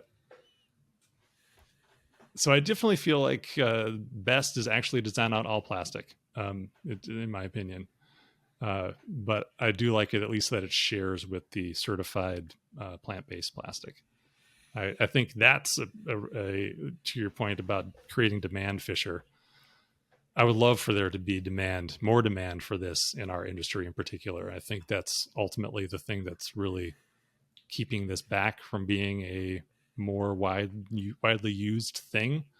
Because in other industries, it's really kind of taken over. Like, if you look at disposable plasticware, Mhm. or like food packaging. Like it's almost all this now. If you're, I don't know, if you shop the places that I do, it's usually this stuff. Well, yeah, and I think that a lot of businesses feel this pressure to move to recycled materials and to move to bioplastics. And I don't feel like, having been at a board game publisher for many years, I don't feel like our industry feels any pressure to do that. Right? Nobody's really, I mean, obviously some people are asking for it. Some of you who back the game are asking for it, right? But like, the broad hyperbole is like, nobody's really asking for it. And so I think like, and I think that's part of the goal of these people and us, is to get more people to ask for it, so that, you know, larger publishers feel that pressure that like Starbucks feels to replace their Well, it's not forks. something that you think of. It seems that these kind of plastics are generally used for places where you're going to be using the thing one time and throwing it away immediately. So maybe people think of games as, oh, I'm just going to keep this forever. This will never become garbage. You know what I mean? Yeah. But obviously, eventually it will. So you got to start making whether you want games. it to or not. So I think maybe some of the resistance to going toward plant-based plastic is that people think that compostable means it will just somehow just degrade on your shelf and won't be as high quality or won't last as long. But that's just not true. Like a lot of these compostable plastics, you effectively need to incinerate them to compost them. So, and, you know, put them through some serious strain to break them down. Yeah, it's pretty amazing what plant-based plastics can do. It really looks just like, feels in every way like normal petrochemical plastic. So I think it's just a matter of us starting to do stuff with it. And, you know, hopefully, I've been talking to some people recently who seem like they maybe have a solution on the gaming front. So we'll explore that a little bit more down the road and see if something fits. So there's a good fit for it. Cool. Yeah, and our last thing is box and packaging. Yeah. All right. So here they have only three strata. Best being compact boxes with no plastic wrap, designed for recyclability. Good, reduced box size, plastic wrapping on essentials only, and current box and packaging considered only from a commercial perspective. Which again is a little bit inflammatory. You could just say they have shrink wrap and everything's wrapped. Actually, be specific there. Well, yeah, I think they're also kind of referring to the size thing, right? Like boxes that are artificially inflated to increase shelf presence. Yeah, not only with that, a lot of empty space. Yeah, not only that, but like if you look at like those Pokemon booster things. Oh, with like the cards that are all like splayed out, all spread out, all the foils. It's all like entombed in plastic, and like all that stuff is just for shelf presence. So that kids see it, you know, like my son is like, oh, that's awesome for those giant cards and all those sparkly things. And look at all those VMAXs. Yeah, exactly. Before you know it, you've purchased one. So that is definitely bad. You know, there's the move to packaging as a commercial tool is, I think, largely credited with creating enormous amount of the waste that, like, we've kind of exploded in the amount of waste that we create as a country and as the world, from like the time when packaging became disposable, because there was a time in our lives where packaging, well, maybe not in all your guys' lives, but when I was very young, we didn't have quite the same problem we have now, where there's so much packaging that's just intended to be thrown away. Like it would come in a box you would use, or it'd be like in a metal tin, or, you know, there's all, or like it wasn't even in a package at all. It just had a little tag attached to it. Mm-hmm. And that obviously has changed radically over the past like 50 years. So it's all bad. So from the perspective of this, I think we're we're partially in the best because obviously we have no plastic wrap. It's designed not only for recyclability but compostability. Like, take it a step farther, you can compost your copy of Earthborne Rangers when you're done with it if you want, or just for the hell of it, just to show you can. Let's do a time lapse video of that. Ooh, that might be cool. YouTube content. Yeah. Time lapse of Earth Rangers composting. Well, I think to really get it, you have to like get it in the dirt and like turn it around. So I don't know if you're. I've got the rotating composter in our backyard. Yeah, we've got the drum. Yeah. So I think the only thing I think we could improve is the box size. It's a little bit bigger than it needs to be. Mostly because when we first started designing it, the thought was that the campaign expansion and the doubler would be recyclable, like super minimally packaged.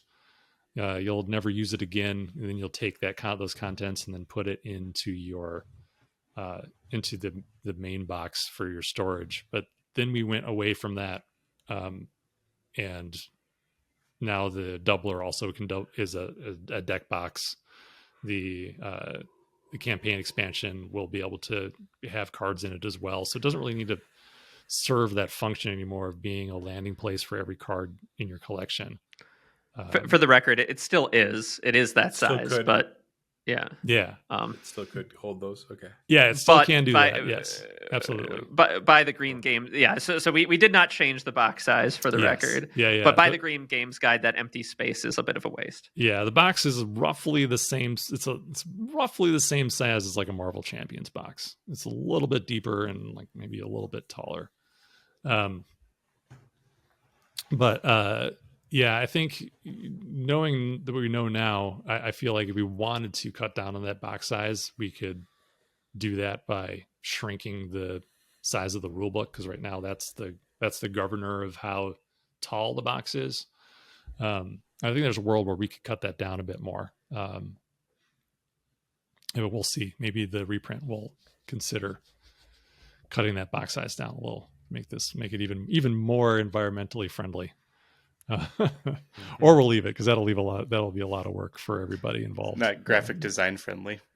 Yeah, we'd have to do a lot of graphic design work. Our partners would have to do a lot of graphic design work. I would need some buy-in from everybody, and also I think just having the game in hand, I think, will help me determine how it really feels. Like, I've seen photographs, obviously, of what it looks like put together, but it's not the same as actually holding it. So we'll see how we feel once it's in hand. But so that was the Green Games guide. I feel like we stack up pretty well there. It's pretty good. One thing that surprised me that they didn't cover, that like was a pretty big point of discussion when we were working with the team from the University of Illinois, right? Mm-hmm. Was just coatings and card cores and all of those kind of finishing materials. They don't really get into the Green Games guide really focuses just on like the material it's made of, but those coatings we found were pretty critical to recyclability. Like, this focuses on where your game came from. It doesn't really focus on where your game is going. The Green Games guide doesn't. And that was one thing that was our focus as well, is like, where is this game going to go eventually? Is it recyclable, compostable, right? Yeah. And the core and the coatings can change that. And so I was kind of surprised to not see them comment on that at all. Yeah, I think that's an excellent point. I think they also really kind of hand waved over the location where your game is manufactured. They mentioned it in a little paragraph saying like, sometimes it's hard to print your game in your local area. So, this is a complicated question. But to me, it's I mean, they do have a person from Panda on their team, so exactly. they have a motivation for you to print in China. Yeah, absolutely. Ooh. Yeah, I think that's just kind of the mentality is like, oh yeah, you gotta print in China. So we don't want to really address that.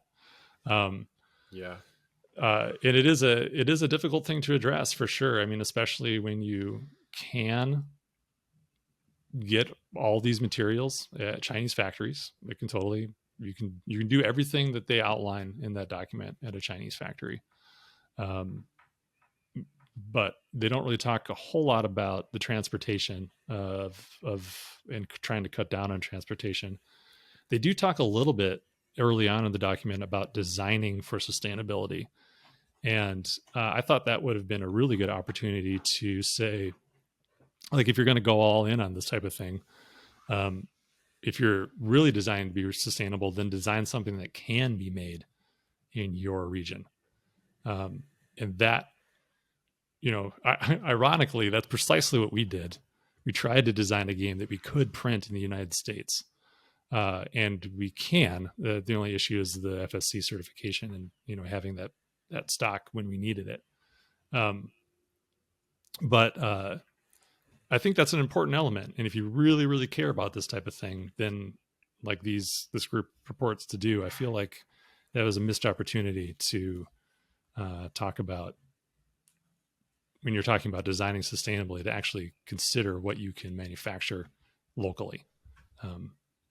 And like I said, we can manufacture ours locally if we wanted to compromise on some other things. So, yeah. So anyway, I think, by and large, I think the document's a pretty good start. Like, like I said, we were kind of talking about the people involved. I don't know most of them, but obviously there's a guy on there from Panda. So there is some sort of vested interest there for sure. Yeah, they have somebody from I think a division of the Australian government, and Eric Zimmerman is also on there.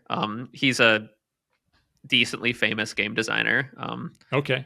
What did he design? He's designed a bunch of indie, primarily video games. Oh, okay. He's done a couple board games as well, some large experience games. He's a teacher. I have one of his books, independent of this. I have one of his books on that shelf over there. So yeah. Did he write did you have the rules we break and rules of play? I mean, I have rules of play. I don't. There you go. Did he write that? That's what it says. Oh yeah, yep. That's the one I have. His name's on there. Yep. With Katie Salin. Yep. It's over there. Yeah. So anyway, I think it's a great start. We'll see if I feel like taking the time to send them feedback. I don't know. We'll see. I think we should. I think it'd be good to reach out to him. Yeah. Yeah. Yeah. I'll consider it. Send them a clip. Add it to my massive to-do list. Send them a clip of this. It's networking. Think about it as studio networking. Sure. Yeah. Okay. Yeah, that's true. That's true. Maybe you could start with, hey, check out our game. I think it meets most of your criteria, rather than, here's what I didn't like about. Yeah. Here's where I think you should rethink some things, or maybe provide a little more information. All right. That was Triple G. And that leaves us with one more segment. What we're into.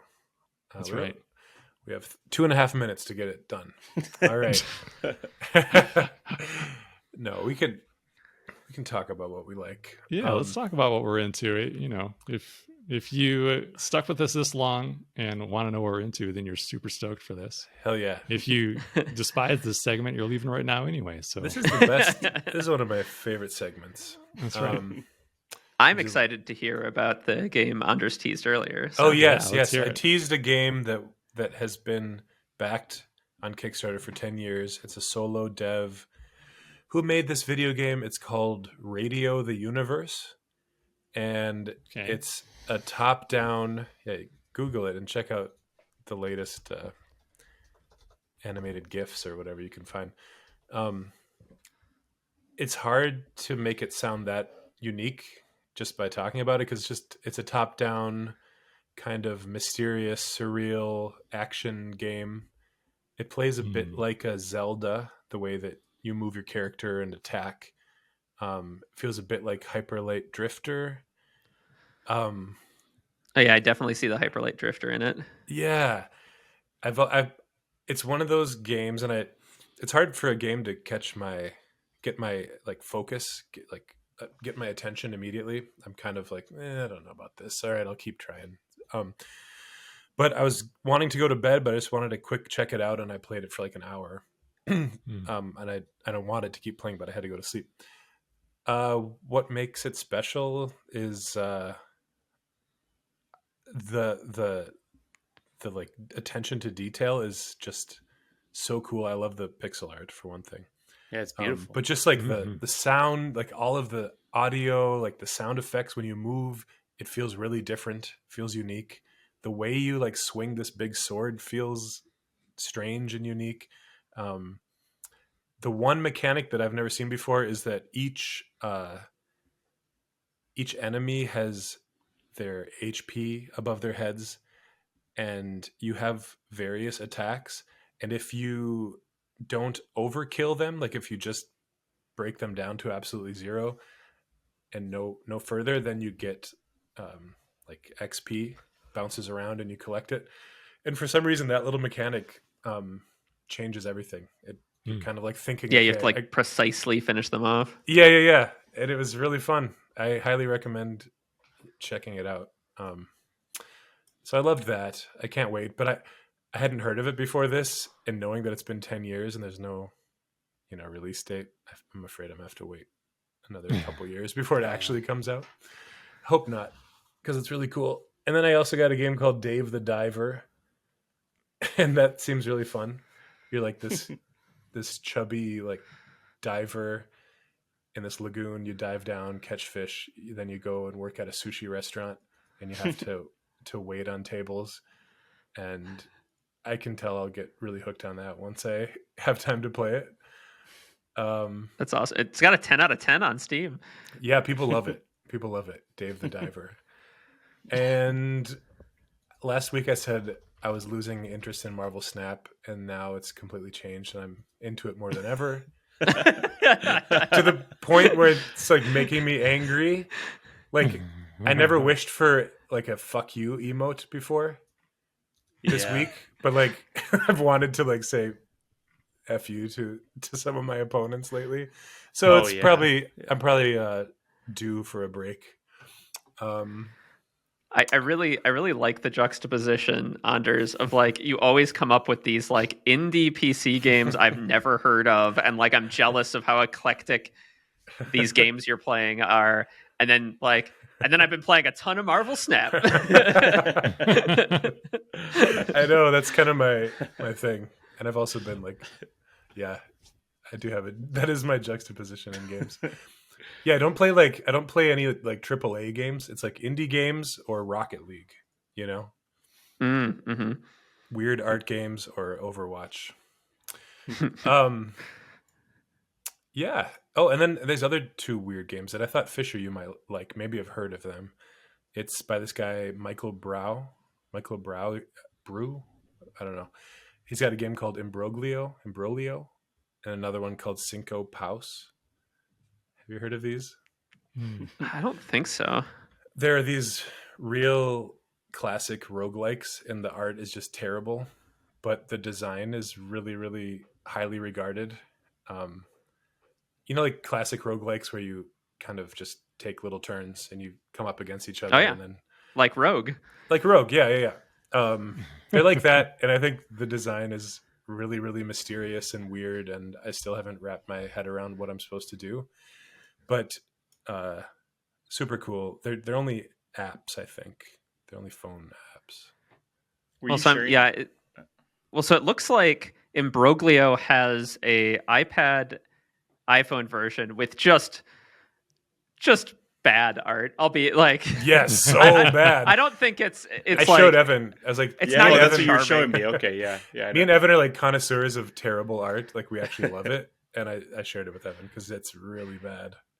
And then but then there's like a Steam version where it's like all pretty in 3D. Really? Is it the same game? Imbroglio on Steam. Interesting. Yeah. What is that? Is that a real word? Imbroglio. I don't know. Terrible names as well. What's with these? But somehow manages to have like cult recognition for being amazing. So, anyways, that's what I've been playing. Yeah, Fisher, you should check those out. I think I'd like to know your thoughts on, especially. I think Cinco Paus is the better of the two. Okay. All right, Evan, I want to hear what you're into. Yeah. I love hearing about your indie games. I just don't have the patience to put my neck out there and invest in I know a lot of them are really cheap. They're cheap and short. That's why I do it. That's Yeah. why I don't play any other kind of games. I think I might do that with like if there's a niche for like indie horror, like pixel art games, I would go for that. I think Indie that'd horror be cool. pixel art. I can I'll think look of into some. that, or maybe you can look into it for me. Oh yeah, there's You- plenty. Our indie game sommelier will find you something to your taste. Yeah, Yeah. I would love that job. but I just actually picked up. Speaking of horror, I picked up Resident Evil 4 the remake because Cool. apparently I just play remakes of things. Yeah. Well, this year it's really easy with Dead Space, Resident Evil, Metroid. Yeah. Yeah. Did you Yeah. play the original? No, and that's why I picked it up because everyone was like, "Oh, you gotta play Resident Evil 4. It's like the best one." So, and I It's I good. am playing it. I really enjoyed it. It's awesome. Can you it's- move and aim at the same time? Yep. Ugh. Yeah.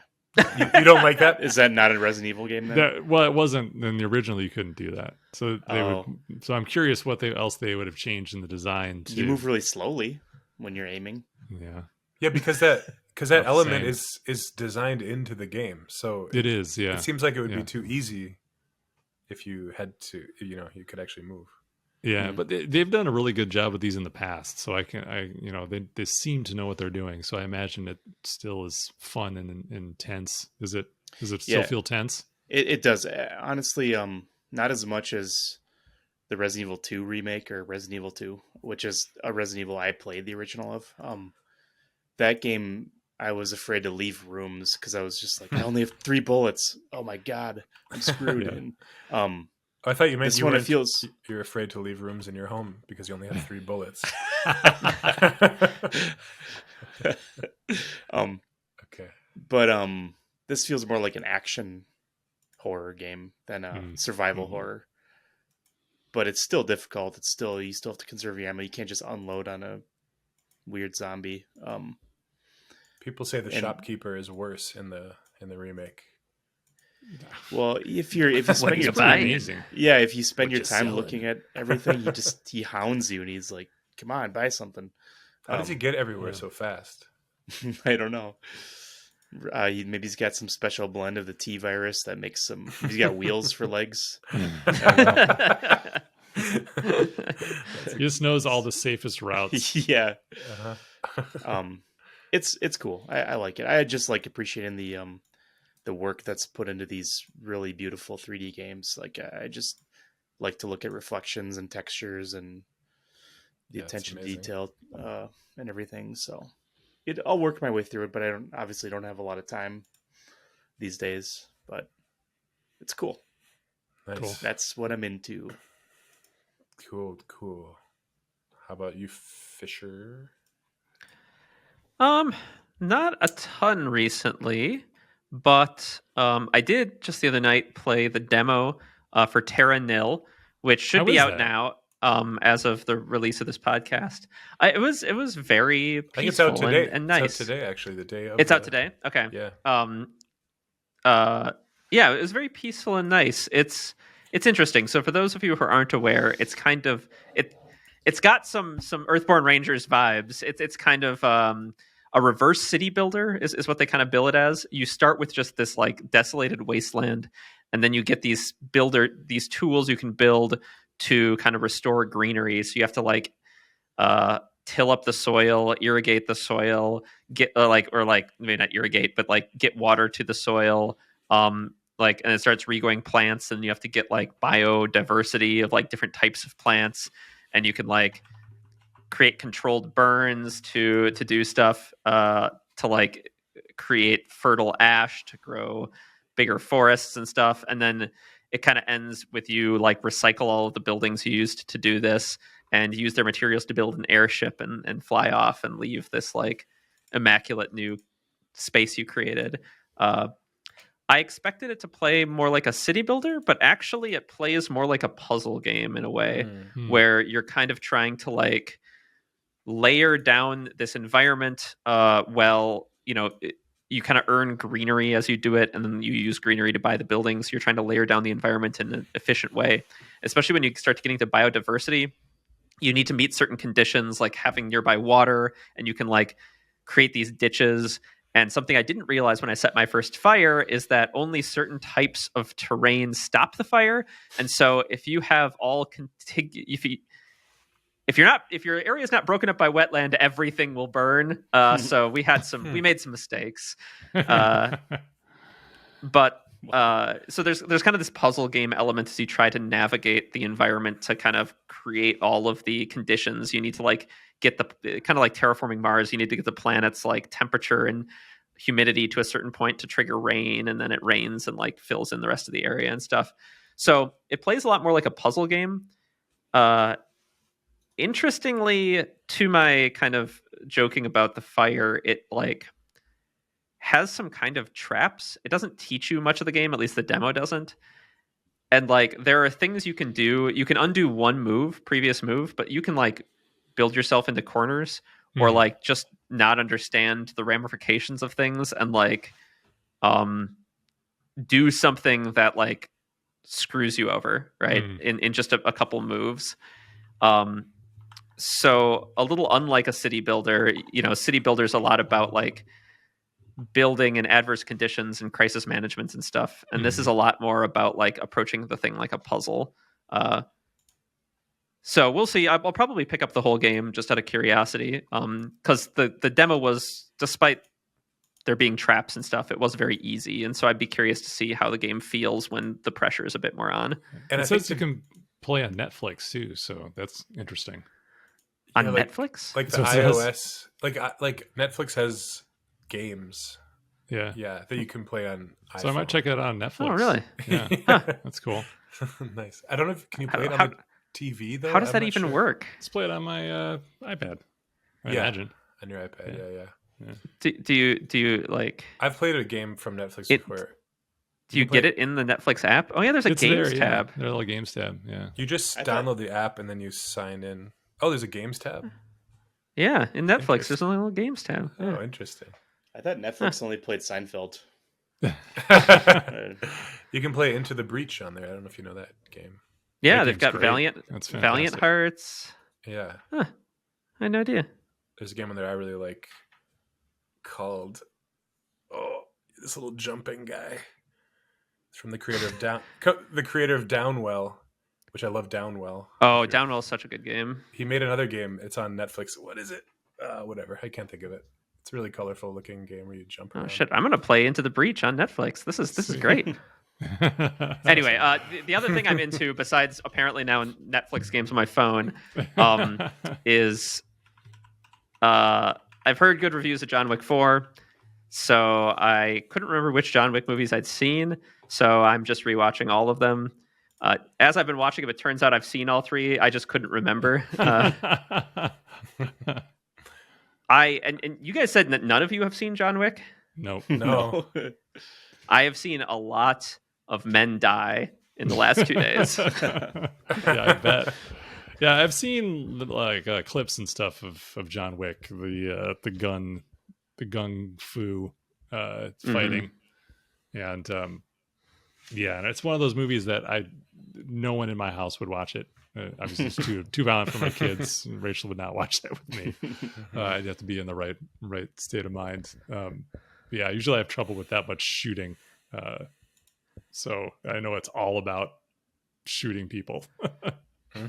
I finished. I did I've been doing one a night, so I did one 2 nights ago, and then I did 2 last night because Sam's out of town. Yeah, and one's a solid movie. One I can solidly recommend one. 2 kind of gets to self-parody levels. It gets a lot sillier in 2. Yeah, that's what I heard. It kind of everything becomes more kind of over the top and crazy in 2 and 3. 1, obviously you have to suspend your disbelief for silly action movie tropes. Yeah. But 2, you are now watching a movie set in a fantasy land where everybody in the world is an assassin. And you just have to, as soon as you accept that, and that bullets aren't lethal to John Wick, you'll have a good time. He has a bulletproof suit, right? Yeah, and apparently a bulletproof head. Because no one ever aims that way.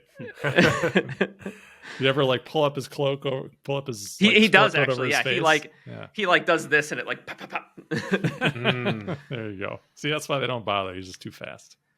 But it's been fun. So I'll probably watch the next one tomorrow night. Nice. Cool. Andrew, you said you might play Terra Nil on an iPad. You know what else is available on iPad? What's that? Can anybody Domekeeper? guess? No. Dome Keeper? Yeah. Marvel Snap.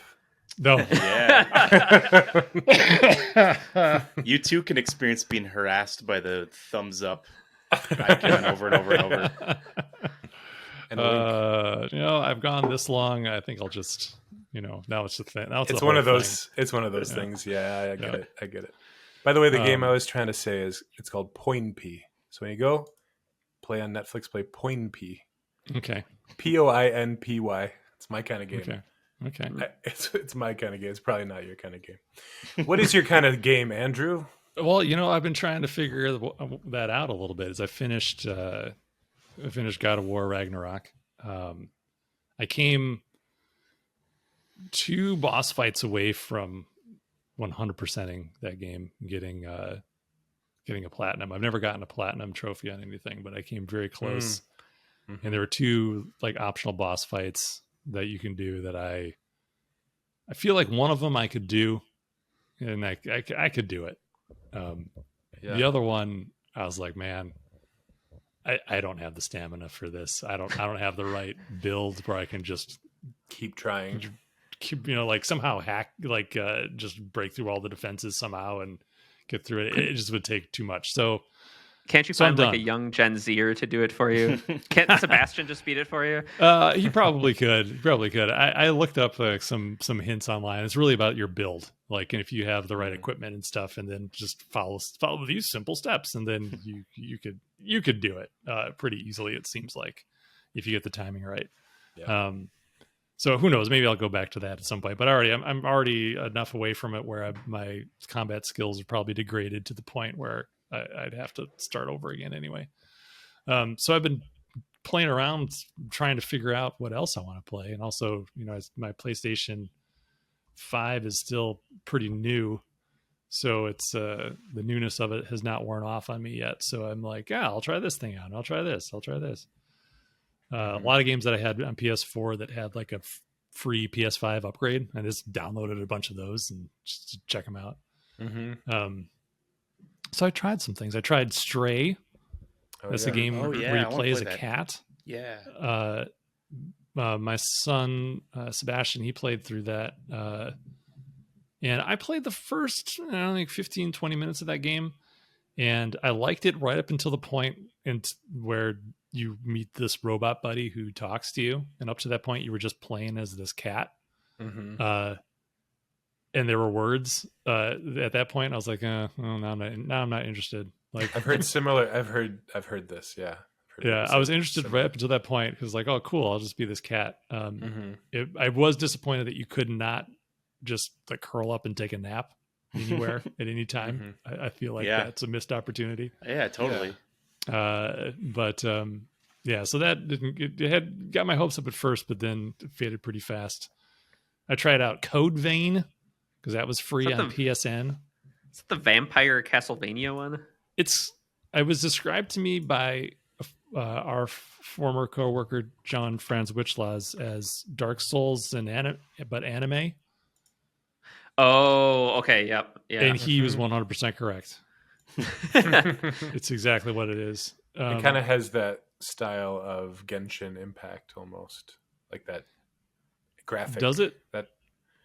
That sort of kind of cel shaded anime. Yeah, it has that kind of like anime as 3D model look to it.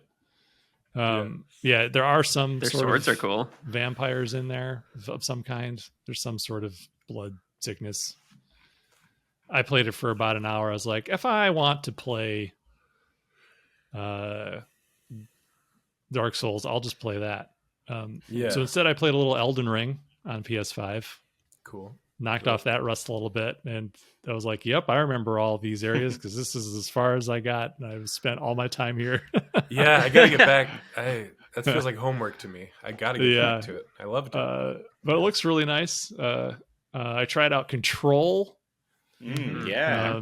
I don't have the PS5 version of that. This is the PS4 version. That was pretty cool. Actually, I was kind of liking it, but I was telling Fisher, like, the one thing that I couldn't get into, kind of similarly, felt similar as I did when I played Bloodborne.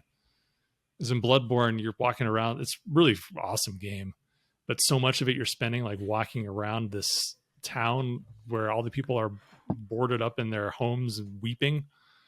So like as you're exploring this world, like all you hear are these sobs and awful sounds all around you. Oh God. And Control has something similar where there's like this creepy, almost like Event Horizon style, like whispering going on all the time. And I was like, I thought that was eerie. Yeah, it is eerie, but I was like, I don't want that in my life right now. Yeah. A little too high stress. Yeah, it is. It's stressful. So then I settled on Horizon Forbidden West for a while. I played that for a couple days. Mostly, you're talking about like checking out graphics, Evan. Like, oh my gosh, the PS5 version of that game is gorgeous. Holy cow, looks so good. There were a couple effects in there when I played the PS4 version where I was like, I bet you these look way better on PS5. Sadly they didn't really look that much better. I think the design of them wasn't awesome. There's something about it's not working, so it was just like these little effects that are kind of additive, but the overall graphics, like the textures and just the environments, they're so massive and it feels so real and vibrant. It's cool. Really, really cool. And then I tried out the Diablo 4 open beta because that was on PS5. What class did you play? I played as the sorceress. Sorcerer. It looks amazing. It's classic. Like the way it looks. Yeah. I looked at the other classes and I was like, nope, sorceress. That's what I always played in the other Diablo games.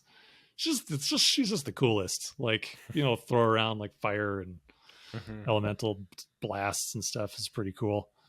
Did you guys play it at all? Mm-mm. No, I'm waiting to play at launch, but like a bunch of my friends on our friend Discord did, so they were talking. I heard Necromancer was busted. Oh, really? Too powerful? Yeah, just like cartoonishly good right now. I thought it was Diablo. It's totally Diablo. And I felt myself, like I played it for about an hour. And when I got to that point, I was like, I have to turn this off. Like, if I don't turn this off, I'm never going to stop playing.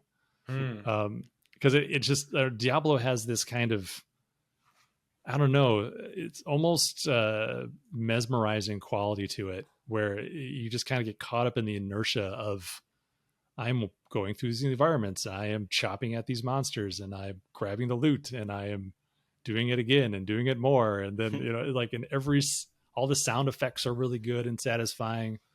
Yeah. Like everything just feels really satisfying in Diablo, but in the end, it's really easy. Also, like it takes so little brain power. So yeah, it's very dangerous. You can lose all sorts of time to Diablo, which I have. Do people tend to play it? You played on the controller? I'm playing on the controller. Yeah, I mean, I used to, obviously play with the mouse and keyboard, back in the day. But yeah, starting with Diablo 3, I started playing on the console. And then lastly, I started messing around with Cyberpunk 2077 again. And that's kind of got its hooks into me a little bit. That's a cool game. It's a really interesting story. And it's got Keanu Reeves, and he's great. Did you play that, Evan? I did, yeah. Yep.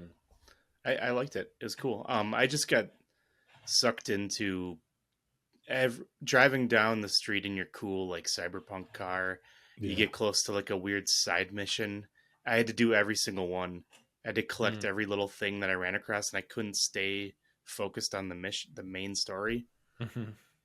So that's where I left it, I guess. It's just cool. The story is good. I think I don't remember how it resolved, but I remember thinking this is a very good cyberpunk story. It is. It's great. I'm at the point where it gives you a warning, like there's no turning back. So I'm very close to the end.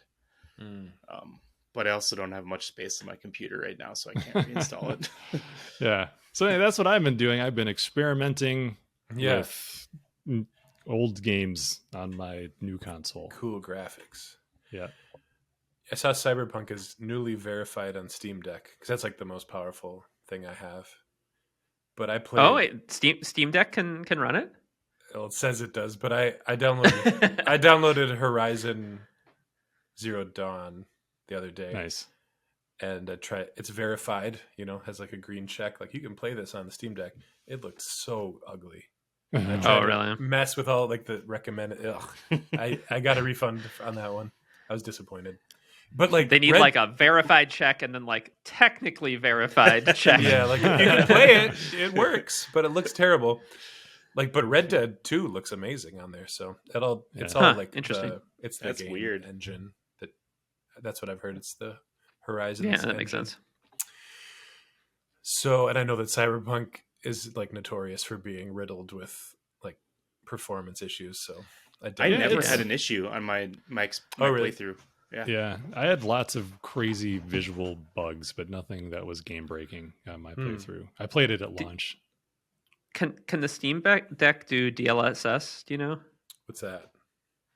That's like the AI powered downscaling tech.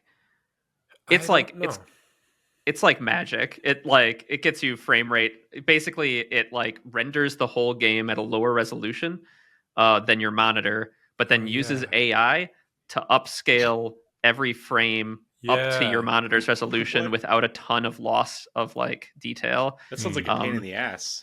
Like, I heard about this. Yeah. Seems like it'd be harder to. No, it's way more efficient than calculating every pixel individually. So it like honestly, as far as like I have bad eyes, so maybe some people out there are like it's not 4K or whatever, but like it feels like magic to me. It gets performance out of stuff, but I think you need an RTX card, so I'm not sure if the Steam Deck can do it. But no DLSS on there. Okay. But yeah, if you have an RTX card and you're in a pinch and want better frame rate, first crank up all the DLSS because I feel like that's the setting that like gets you the best returns with lowest loss in quality. Good tip.